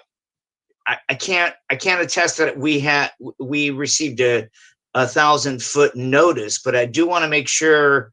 I mean, this is a commercial property. I do want to make sure I don't have to recuse myself at this point. I was kind of emailing you on the side, Heather, and I apologize. Sorry, I wasn't looking at my phone. I know. But again, I didn't. I wanted to wait until the very end because I didn't want to proceed inappropriately. So I just want to make sure. I'm at 949 Lindbergh Lane. I'm right around the corner from this project, and I can't say that in our office we received the notice or not. I don't get the mail here. Aaron, do you by chance have a list of the notice list? We can find it. Okay. So, I guess maybe in the meantime I can ask a question, but I didn't. I apologize. It literally occurred to me as we were in the presentation. I always thought of the notice as a residential thing, but I'm at my commercial. And usually we try to track that, Commissioner Marzo, and make sure it's on your radar, but we are not fail-proof on that. So if you want to ask a question, and we'll see if we can follow up with the confirmation.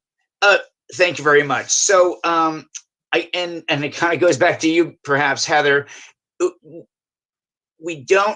is unique in this project that we don't have any freeway facing signs, which was kind of the purpose of when we had met and passed the master sign plan in 2017. And during this discussion, I was confused. Was part of the 2017 master plan did it make tenants choose to either take that signage space, either to put it on the back, freeway facing, or to the front? Or, because my question is why haven't the tenants put this freeway facing sign? Because now we're being asked to approve something way beyond what we discussed in 2017, and the matters and the specifics of 2017 have yet to be implemented. Right. So let me clarify. So you are correct that currently this project has a master sign program that allows certain tenants are within those size limitations, right, to put in freeway oriented wall signs. However, they also have a maximum sign square footage. And so I can't tell you off the top of my head which ones are maxed out and which ones aren't. But so, Ulta, let's say, would have, and I'm just completely making up numbers, but of course, 20 square feet of sign area that Ulta gets to use, and they can have a, freeway oriented sign of 2 feet by 6 feet. But if they've already got a 18 square foot sign on the front, then they only have 2 square feet of sign to put on the back. So they would need to figure out, do I want to get a smaller sign in front and a smaller sign in back, or just keep the one bigger sign? So I don't know what each individual tenant has wrestled with or the square footages, but it's not that they have to give up their primary sign, but they're given an allotment of, this building is allowed this many signs and this amount of total square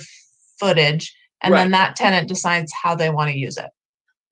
But in the proposal of these several 50-foot signs, that's kind of getting also tossed to the side a little bit, right? So it's like, okay, they may be abiding by the 2017 master sign plan that we had, but what we're being asked of tonight is kind of a lot more. And so I guess in my mind, maybe there's somewhere in between where these freeway facing signs, as we had intended, and I was on the commission at that time, had intended to allow these tenants to have the freeway facing signs. So I just wanted to clarify that.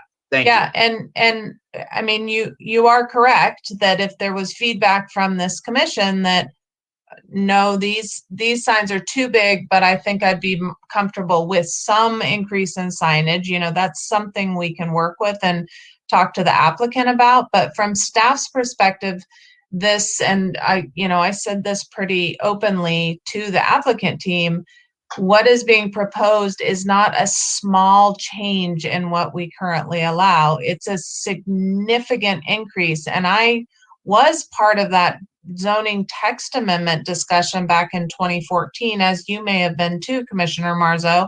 And there was a lot of discussion, and we looked at renderings about what does 2 feet look like from the freeway and what does 3 feet look like, and would we allow logos, or does it just writing, and what about freestanding signs? And so where we ultimately landed was where the commission and ultimately the council felt like, okay, this is enough that people can have some basic identification from the freeway, but it's not going to turn into a proliferation of large signs.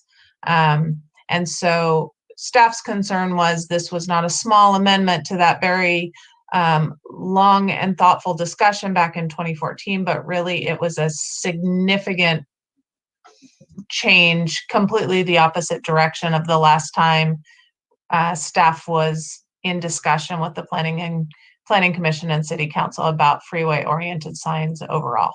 Right. And that's why we wanted to check in and get your feedback. Well, thank you. I really appreciate that clarification, because in my mind, I'm kind of stuck on one of Aaron's last slides where it did show kind of a mock-up of freeway facing signs in the way that I believe that we had envisioned, which never was put into practice. So now being asked to do something completely different on a much larger scale, without ever having given the opportunity of the freeway facing signs we had approved in 2017 to actually be put in place. It's kind of hard to make a judgment.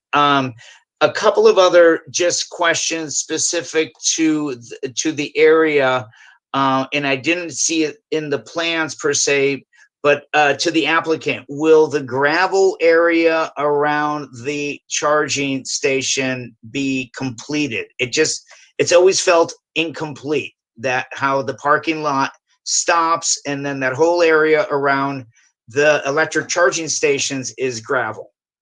So that is one area of the center that I like the most. I can't stand it. We're trying, we've both, my architect and I and the staff at the city, we've all been trying to figure out what was originally approved and intended versus what's there today. They seem to put in some rubberized, drainage system. So yes, to answer your question in a short way is that entire area will be redone. Okay. And fixed because it's ugly, it's an eyesore, and it doesn't work.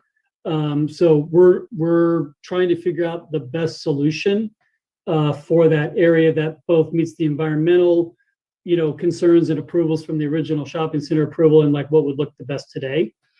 So that's my answer to that. And if you'll indulge me for a minute from your prior comment, so I do have the list of who we mailed to. So the city actually provides us the mailing labels. Right. There was 674 places we mailed to, and it's done alphabetically. What was the name of your business? Our family business is Lace House Linen at 949 Lindbergh Lane. And again, I sincerely apologize for bringing this up at this hour. Okay, so under Lace House, there's nothing. There's quite a few addresses on Lindbergh Lane. I'm trying to scan through the 600 things, so I haven't seen your exact address. There's a bunch that just say occupant that don't have like a tenant name or a house name. But, I think after this meeting, the city can figure out if you're on that list or not, because I just don't have time to go through the. No, of course. For now, but I wanted to let you know that that was a quick scan. There were a lot that went to Lindbergh Lane. And then just a short comment on your question about the freeway signs and why those wall signs were never implemented. That was obviously done prior to us owning the center.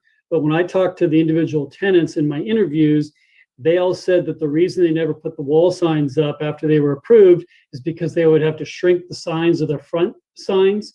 And number one, they didn't want to spend the money to put up a new sign. And two, they felt that if their signs were shrunk on the front of their building, then the people from Kenilworth and the parking lot would have a harder time reading their signs. And additionally, our sign consultants are very concerned about having freeway facing signs that are too small, because if the letters are too small, it's hard for people to read them when they're driving by at speed. And so it's safer to have bigger letters where someone can quickly see a tenant sign versus trying to have to look there for 3 or 4 seconds to read that small letter. I understand that. Thank you. And just a final a nitpicky note regarding that gravel area from the electric charging station as you head towards the Buffalo Wild Wings building on that roadway. Within the parking lot, there's like a blind corner there where there's a dumpster area.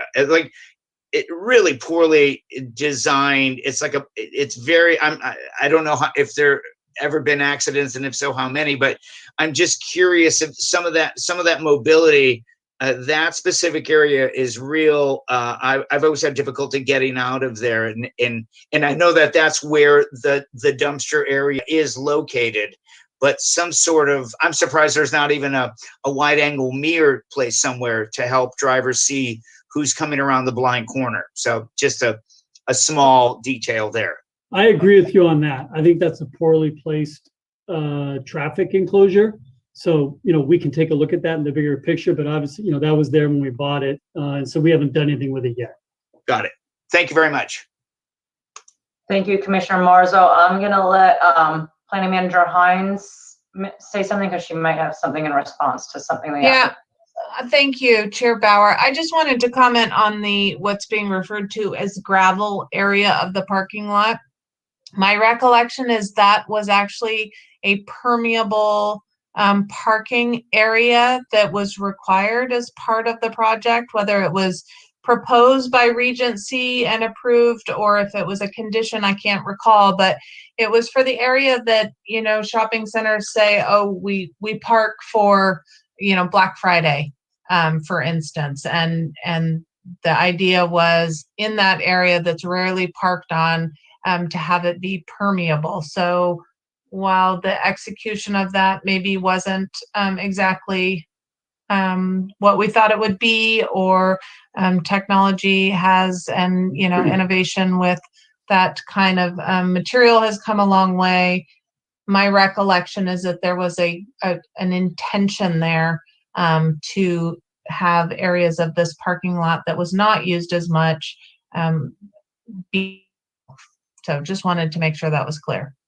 But I'll quickly add to that because we have had discussions with the city about it because no one likes it. It was a requirement that there be this permeable system put in there. I'm not an expert on it, but I do believe the system that Regency installed is it's a plastic cell system, and then they put gravel on it.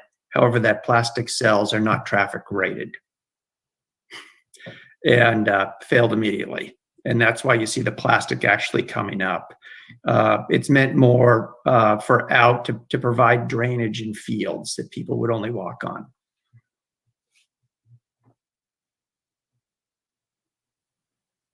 Okay, thank you. Now we'll go to Commissioner Hooper. Thank you very much. This first question is for staff. Is there, what stage will there be either a traffic study or a parking occupancy study for this project? Is that something that has to be requested or something that'll happen down the road?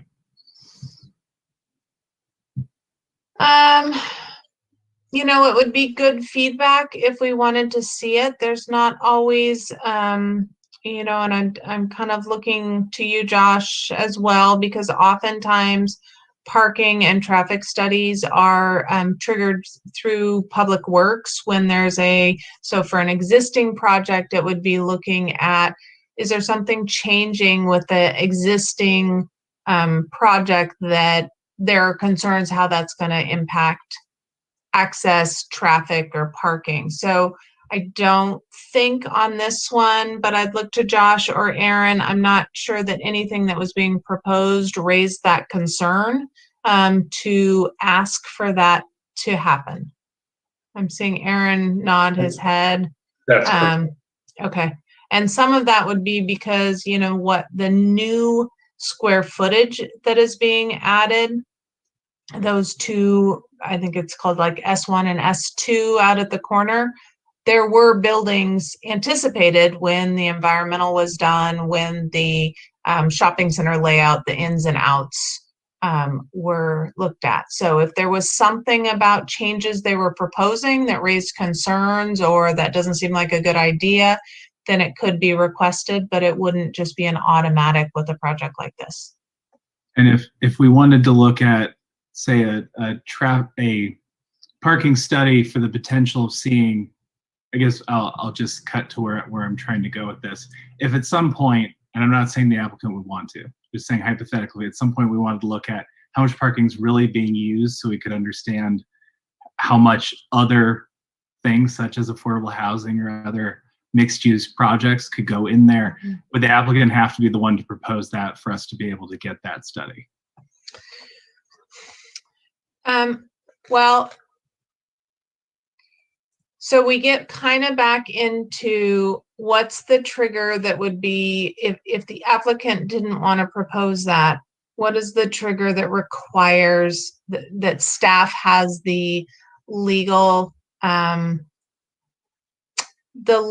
backing to ask them to do that if they're not proposing it and they don't want to do that? So that's what I'm thinking about. I know that we have recently discussed, and part of the Urban Land Institute discussion we had, and thinking about housing opportunities. One of the assets that the ULI technical advisory panel talked about was these shopping centers, because in some ways they've been a land bank, if you will, of surface parking that could be redeveloped. And so it's a great opportunity there.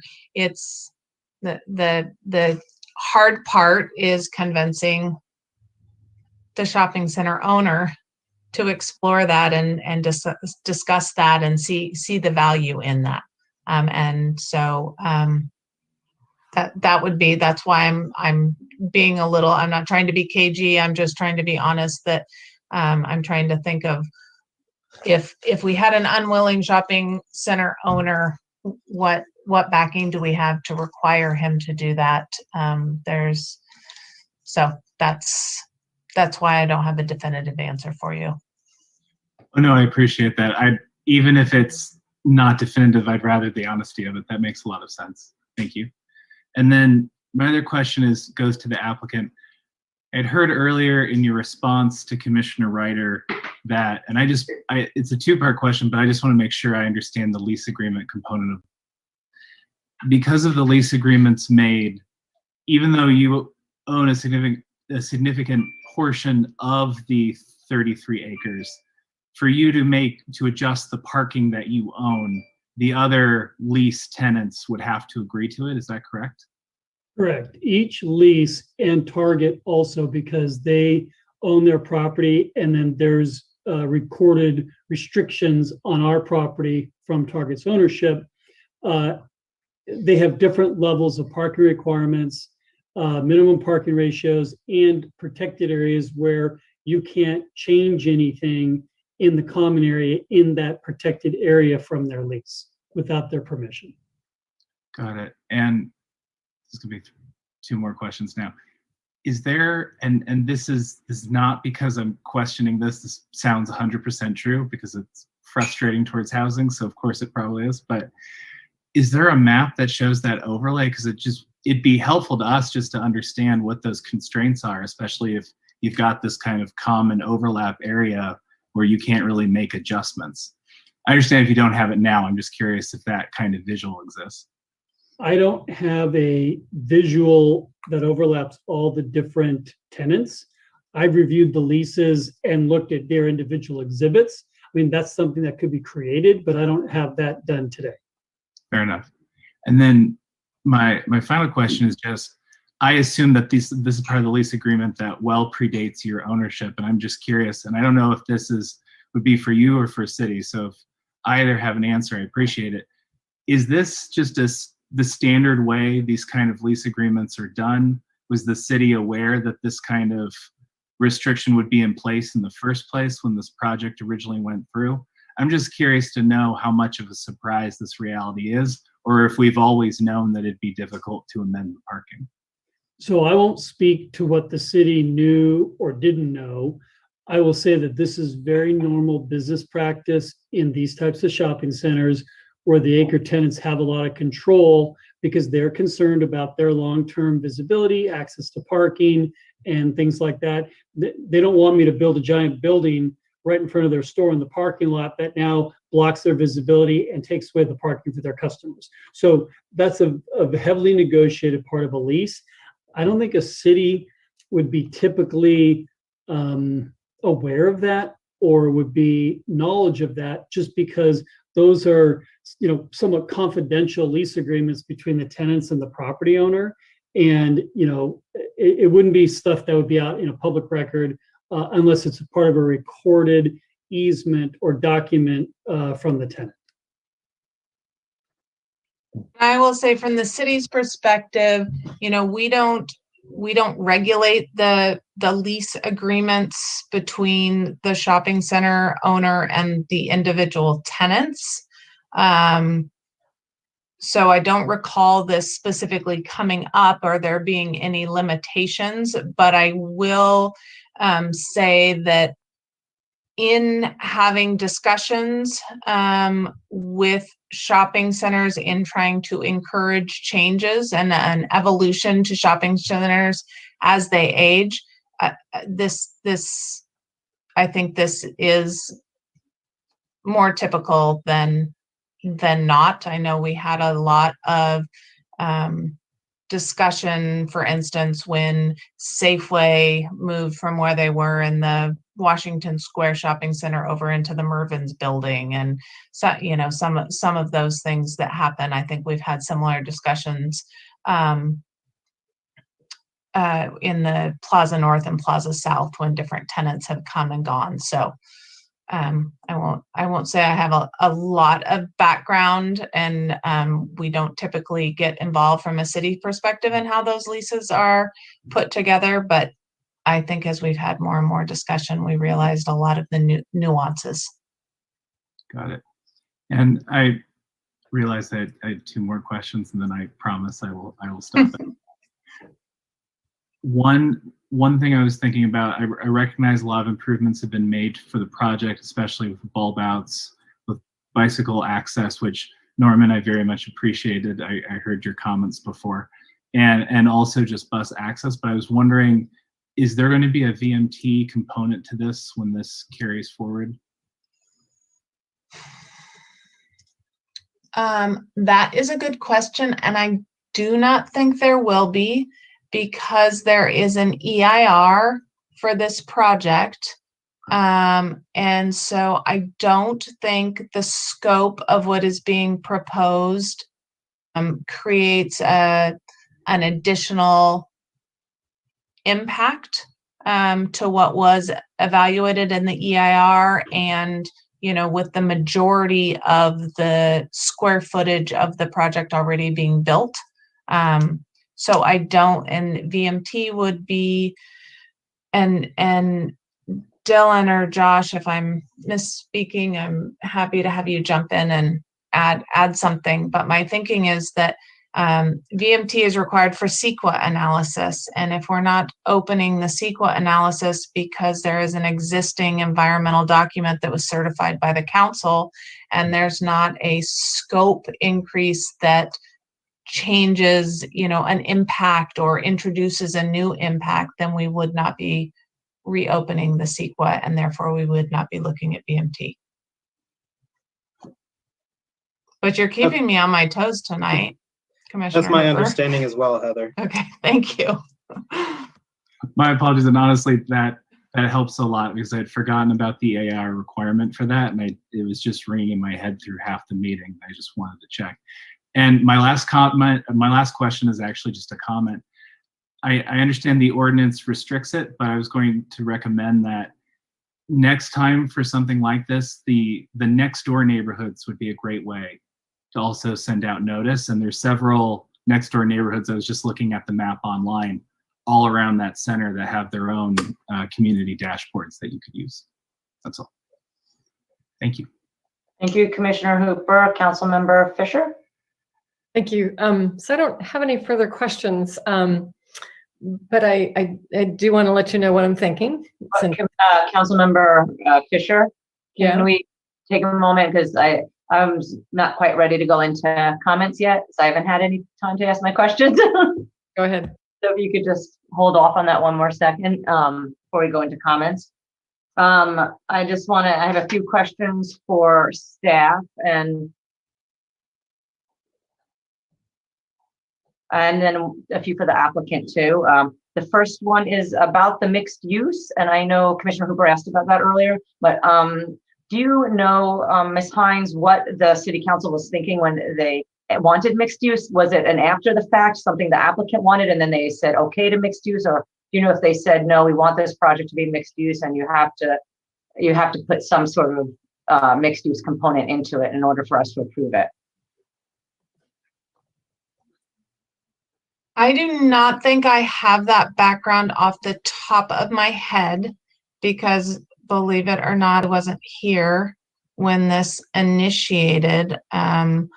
So I don't know if the office component was always part of the proposal, or if it was added in response to a request to add another land use type in order to be considered mixed use. I don't know that off the top of my head.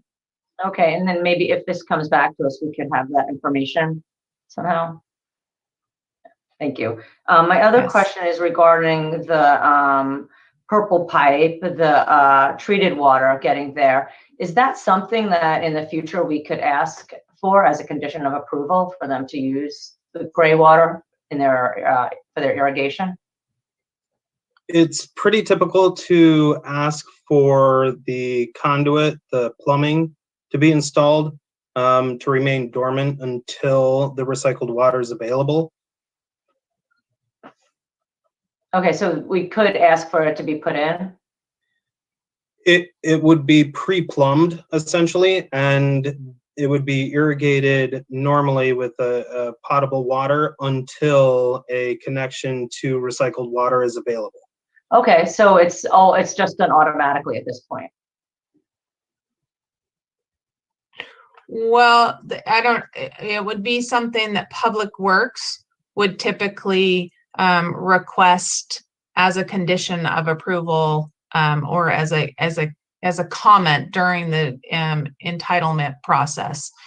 So that incrementally I believe, so that incrementally, like we do with, bike lanes or sidewalk gap closures, that if we start getting the little bits of the pre-plumbing, eventually we will have a network, a larger network in the city, correct, Josh? This would be more internal to the project. Okay. So that once the region is activated with recycled water, they are ready to switch over. Okay. But in this project, just putting the plumbing in would not make them turnkey ready to utilize the recycled water. Correct. Okay, thank you. Then my other question now was for the applicant. And this is just a matter of process that I'm wondering about. Do you first get the tenant and then build out the space for them, or are the designs that we saw like ready for some tenant that will want to fit into that particular space? Or how does that work? Like I know you mentioned Lagunitas. Is that what you're looking at this point, or? So first of all, Lagunitas said no, but these buildings are spec buildings, so they're not designed for a specific tenant. They're designed more to fit on the site and how we want the site to look and feel. And then whatever tenant's interested will have to fit in that particular building. And those will be, the buildings in the corner will be multi-tenant buildings. We're not anticipating them to be single tenant buildings. Okay, thank you. And the other question, because this came up, the permeable surfaces over where the recharging stations are. And, I know those are important for groundwater recharge. We have a significant drought coming up, and our groundwater basins are severely, going to be in trouble. We're going to be relying more on our work, more on groundwater as we move forward. So I was wondering what kind of permeable areas are going to be built into the new area. So we don't know we're going to keep the permeable area around Tesla. We just don't know what the final product will be. We haven't determined that yet. And then we do have bioswales and permeable areas throughout all the parking lots as well. Norman can answer if we're adding any separate permeable area over by the new development buildings. I would only add that from the initial submittal, and we've talked about how there was, visions of this large concrete plaza right on the corner, and now that's all landscaping. So that's gone from being concrete, non-permeable, to now we're into full landscaping at the corner. And as Jeff said, we've got the bioswales in the parking field, but there is not and so everyone is clear, there is not a plan that any of the pavement in the new parking area will be permeable in some way. Instead, we'll direct that water to the biofiltration zones, and it can also filter out into the other areas. I know between the proposed building S1 and the freeway on-ramp all along the back there is where we're planning to put all the water from that building's roof into there and let it then perk down into the soil. Okay, thank you. Okay, those are all the questions I have then. Now I see Commissioner Potter, you have your hand raised. Are you still asking questions at this point? Yes, I just have a quick question that was triggered by your comments. I'm just wondering if we could get clarification on to what extent our review of this project is going to open up conditions of approval for the entire site that already has undergone an EIR and has entitlements. I'm still confused about ideas such as looking again at the traffic circulation and even at the recycled water. The actual new square footage is in a location and a less intensive use than what was proposed before. So Planning Manager Hines, could you clarify, is it the building permit that's going to trigger another look at some of these conditions, or how far can we go with this, which is basically a design review and a signage question? Well, so like I said, I do not think we would open up the environmental document because the scope of the project is within what was within or less than what was looked at in the EIR. So I don't think there would be a trigger to, like I said, to require a traffic analysis or a, parking analysis or that kind of stuff. Most of the roadway is not going to be, as it's currently proposed, is not going to be opened up. So things like purple pipe, that it's not a complete redo of the shopping center. So you are correct. So I'm wondering if we can just maybe direct ourselves to the EIR and those mitigation measures and conditions on the original project to guide us on questions such as the permeable pavement and other resource issues, because they would still be relevant, I would think. They would be relevant, and it would depend on what the ultimate scope, if there's changes, if they, that's why I brought up that I thought that the permeable paving was a requirement of the project. So while there's nothing that I don't think we'd have an issue that it has to stay exactly as it is, but if they want to remove that, or, we would need to look at that, because are we creating an inconsistency with something that was specifically a mitigation measure or a condition of approval? So it would be looked at within the context of the scope of the project. It's not looked at as a complete redo, like an empty, as it was before where there was nothing there. Right, thank you, Commissioner Potter. Those are very good points. Before we move on to comment, I just like maybe Planning Manager Hines, could you just give us a little reminder of the feedback that you're looking for from us on this? So of course, any feedback we will absorb. I think a lot of this is for the applicant as well. That's why he was readily agreed to come to a study session instead of coming with an action item in an effort to get some feedback and perspective from the decision makers. So one, we're looking for any specific feedback you have on the proposed zoning text amendments around the signage changes, both the freestanding signs that are freeway oriented, the increase in size of the wall signs. I believe separate from the freestanding signs or the freeway oriented signs, there's a request to increase the number of freestanding signs in the rest of the shopping center, which is limited, and the height of those. I believe right now it's limited to only one being 30 feet and then the other ones being at a reduced height. So the reader board would be another thing. The reader board is not currently called out as an allowable in our zoning code. So that would be great. And then if there's feedback for, the two pads that are changing from what was previously envisioned, the layout, the changes in the common area, the bike and ped amenities, any of the things that would fall under SPAR, would be good to get feedback on.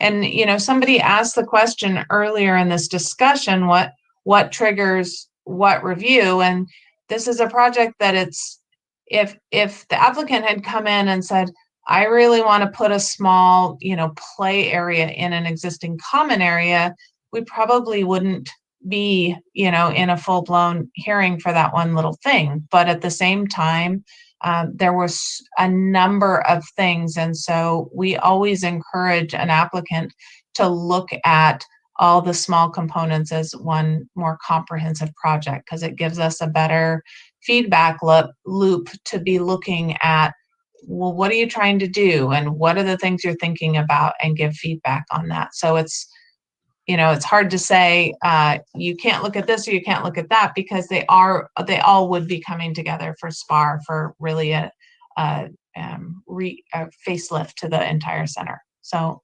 anything related to that would be great feedback for staff and the applicant on things you like and things you don't, and things you think would be good to consider.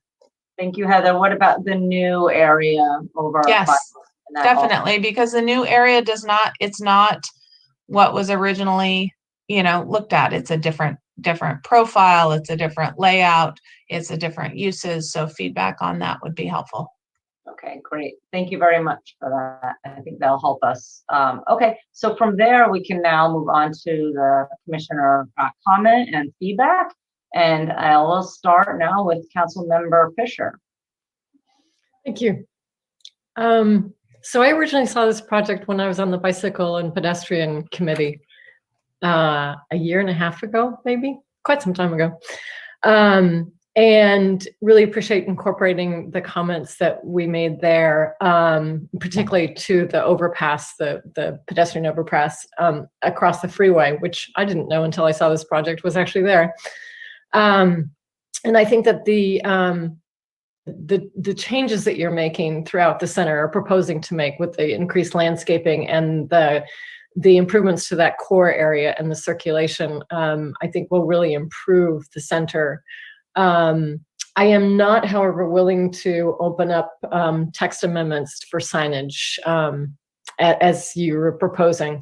And I think that in 2014, as I understand it, that discussion that went on with our community and our council and this commission, I don't think there's any reason to open that up. I don't see any differences in what's happened over the last period of time that would warrant that discussion. And then in terms of the corner area, I am concerned about the way it's designed, in that compared to the original approval, as I understand it, and I read the approval, but obviously haven't read the EIR, but that's really the sort of the gateway to the center, if you will, or it's the corner anchor.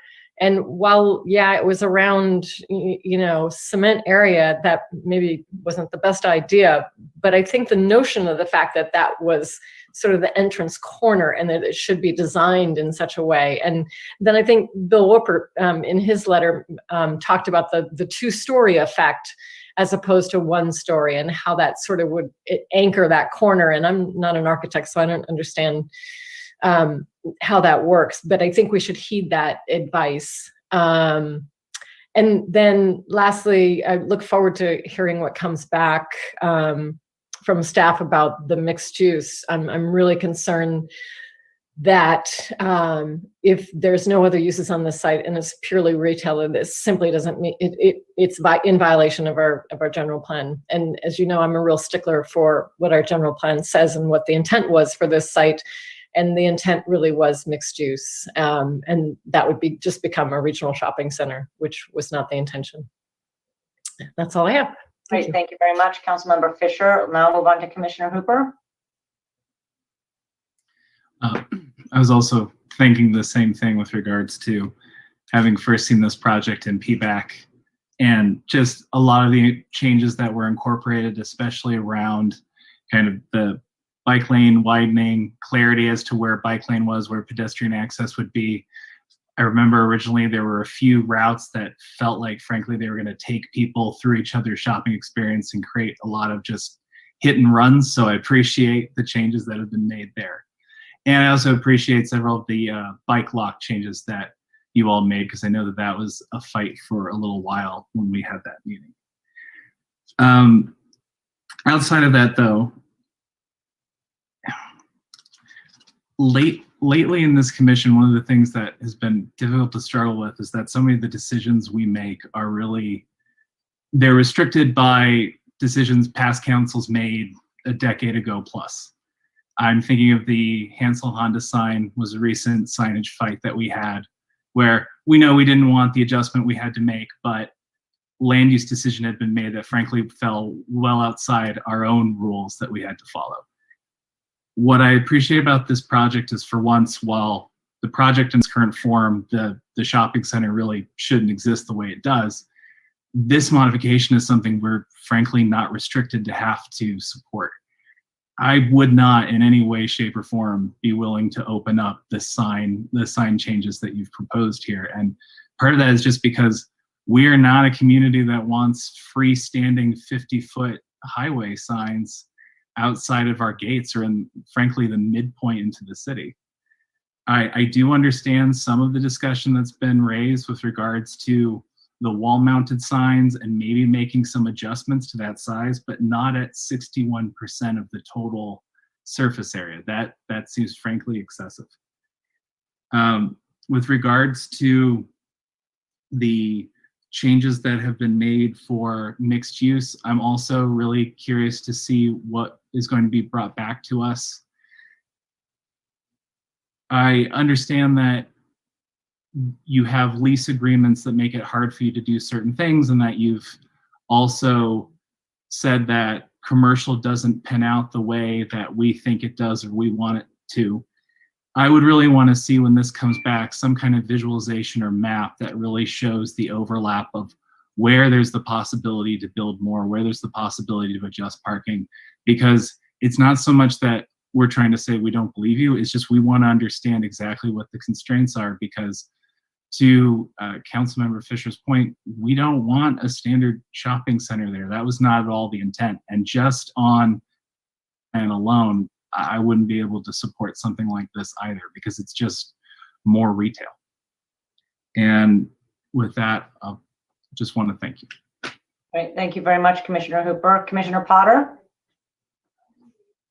I have comments in two main areas, and the first one relates to the mixed-use development issue, and I'm sympathetic that times change and the economy changes, and what might have been a viable land use proposal at one time may not be the same when we come and revisit it. So I'm a little bit more flexible in my thinking about what might go in that space. I do really appreciate the architectural uplift, and also the architecture that you showed us for those buildings.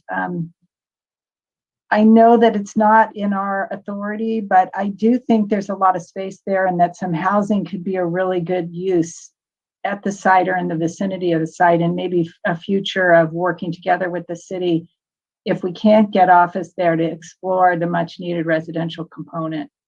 But in terms of the sign, a number of folks have alluded to the issues related to the auto mall sign, and I also believe we need to stand by our plan and by our zoning code. And we are in the middle of a general plan update, but I see no indication that this community is going in the direction of the kind of sign of changes that we saw in the proposed ordinance changes. So I don't support that. I especially don't favor digital signage at the freeway. We see that in other communities. I think it's distracting, and it doesn't reflect well aesthetically on the town. But I do see that there's a need for other signage improvements, and would consider internal changes. And I don't think the signs that are there are perhaps as aesthetic as they could be, and maybe not as effective. And I do not just want to be someone who complains about ideas. I have a thought about the freeway frontage, and We have a lot of gifted artists in Petaluma, and we've had some recent murals going up. And I just wondered if, not counting those surfaces as part of the signage allotment, if we could enter into a public art program to put something on those surfaces that said Shop Petaluma, and we might even have some disguised logos of Target and other of the retailers, but something that could draw your eye. And I totally agree that it's not great to have those blank facades and a not pedestrian friendly, but I don't think that the answer is the franchise signage that we saw in the mock-ups on the PowerPoint. So those are my thoughts on the signage. I would like to see that shopping center thrive into the future, and I like a lot of the ideas that I saw tonight. So thank you for the presentations. Great, thank you very much, Commissioner Potter. Commissioner Ryder? Yes, thank you, Chair Bauer. And yeah, so I have several comments as well. I very much in support of many of the exterior improvements that have been shown here. I really like the trellises and other shade elements that bring a little bit less heat to those surrounding areas, and just a cozy factor. So in general, I don't have issues with the exterior building improvements. I will note that we should be careful with any additional and frankly existing exterior lighting should be certain to be full cutoff and dark sky compliant. Even though it's a parking lot, got to protect the birds.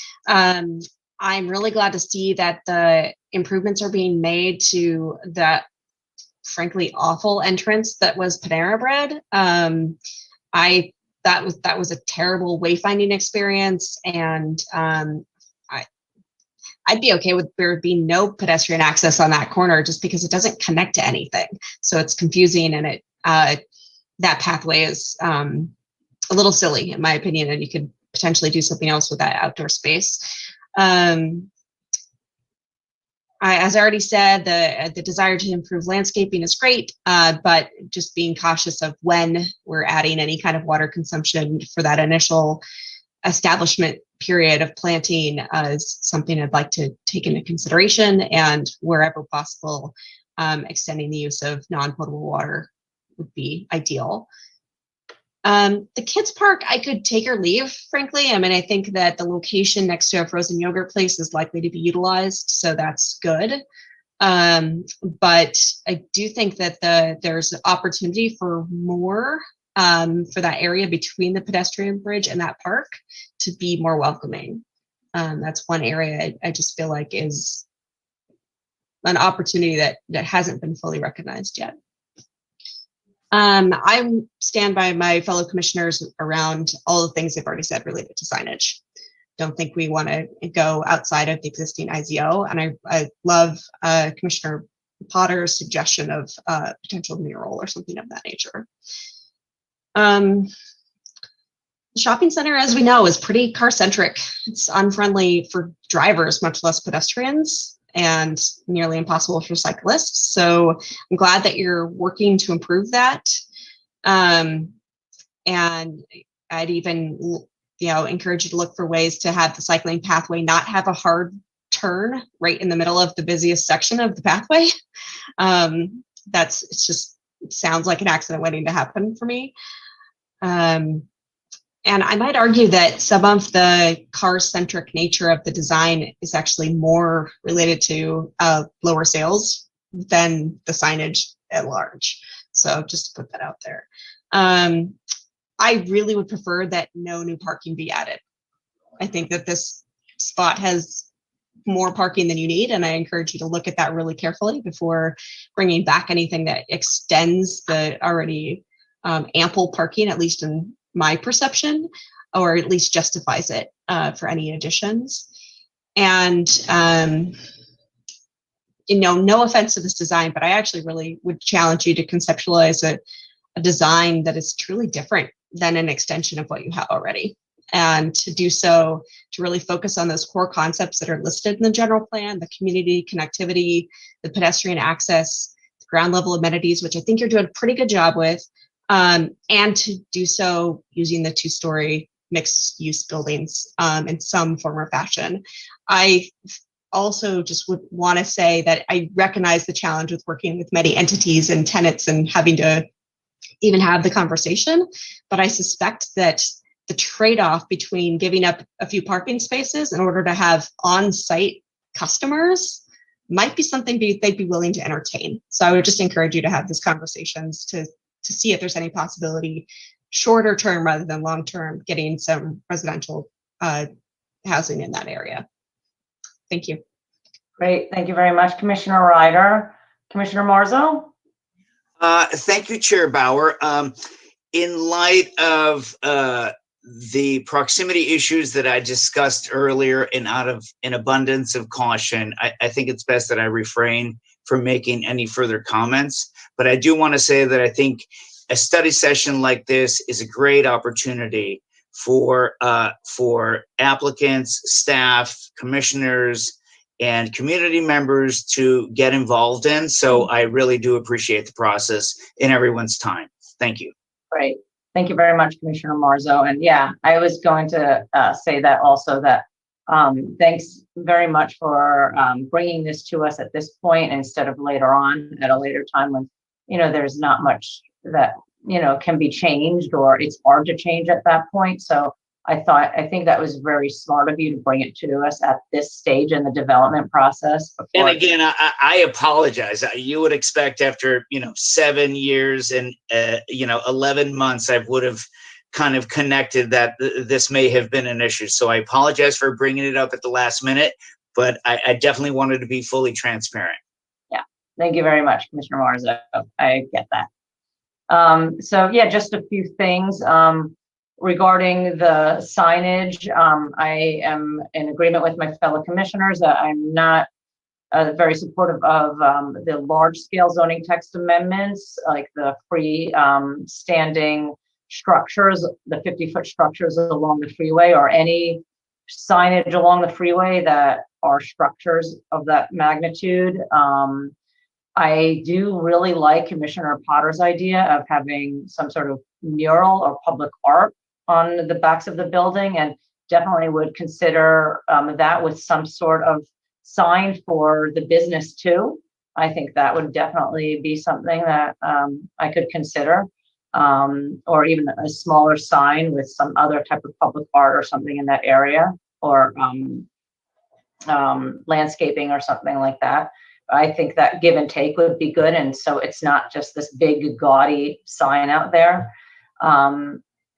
I also could maybe, we could think about the internal signs within the shopping center and maybe making them look nicer, or maybe even making them a little bit bigger. I'm not so sure if we need to have a bunch of 30-foot signs all around, but I understand that in the interior of the shopping center, maybe to help people a little bit more efficient, and so they're not getting lost and they know exactly where they need to go when they get there, might be something worth considering. So we'll see what comes back regarding that. Regarding the pathways and everything, I think the pedestrian and bicycle improvements are really great, and I applaud the applicant for making those. The kid area, I don't really too much of a comment on that. I think it's a good idea if it could be made safe.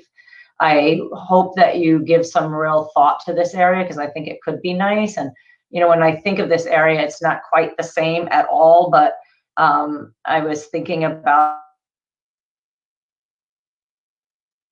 the public space across, how useful that is and what a great area that is for the community. They have little concerts out there, and there is quite a nice kids space actually that is very safe, and there's restaurants all along there, and it's quite vibrant and wonderful. And I wish we could have a space like that somewhere in Petaluma. I think it would be quite wonderful. But other than that, I like it, and I like the upgrades to the facades. I think that will make it a little more warm and inviting to everybody, in addition to the landscaping improvements also. The new area, if our previous council members wanted it to be mixed use, I think we should honor that. If they didn't, then maybe it could be considered something else. But I really wish it could be residential. That would be my preferred thing for it. But if we absolutely can't have it as residential, then I'd be open to other options. Regarding the commercial use, like the second space office use, I'm a little worried that this pandemic has allowed a lot of people to work from home, and they're going to continue to work from home.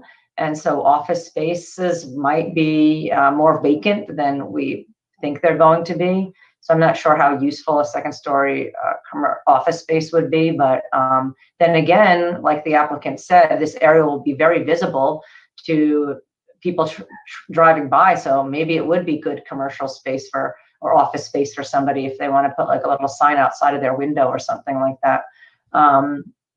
And I think those are my comments, and I look forward to seeing the project come back to us at some point in the future. Are there any other commissioner comments before we adjourn? No? Okay, with that, I think I'll say thank you to everybody for, oh, do we have something from Miss Ellis? Yeah, there is one more item on the agenda. Okay. The, Oh, there is. Signed text amendment. Oh, yes, that's right. Okay. Okay, so continue. then we will close this agenda item. Thank you very much. Applicants, you may go now. We I will just now. did want to say thank you for your time. I appreciate all your comments, and we look forward to coming back and seeing you again. Thank you For very sure. much. Thank you. Okay, we will now move on to the next agenda item, which is a, I forgot what it was, but I know it was something we wanted to move to a date later. It is the zoning text amendments to modify Chapter 24 administrative procedures. And right, and we'll be moving that to a date certain of May 25th, 2021. Can we actually move that instead to June 8th? We have 3 items that are on the, have crept onto the May 25th meeting. And so being realistic about agenda management, I think it would be better to push the text amendments to the first meeting in June, June 8th. That sounds fine with me. Is everybody in agreement with that? So I do need a motion second and a roll call vote to continue that to a date certain. Okay. Okay, can somebody make a motion to move this to a date certain of June 8th? I will make that motion. I'll second. Okay. We'll get a roll call vote on moving this to June 8th. Miss Ellis? Bauer, Yeah. Yes. Alonso, absent. Hooper. Yeah. Marzo, Yes. Potter, Aye. Fisher, Yes. Ryder, Yes. Okay, great. Thank you. Thank you very much.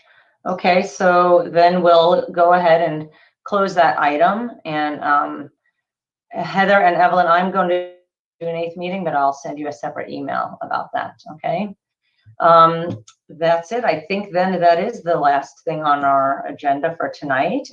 Thank you everybody for coming and participating and giving your valuable opinion and feedback. And it was really great. I think we had a really nice meeting and made some good progress here tonight. So thank you, everybody. Thanks, guys. Thank I you. apologize for my last minute snafu. I really appreciate it. Sorry for all the extra work. No worries. Good night, everybody. Good night.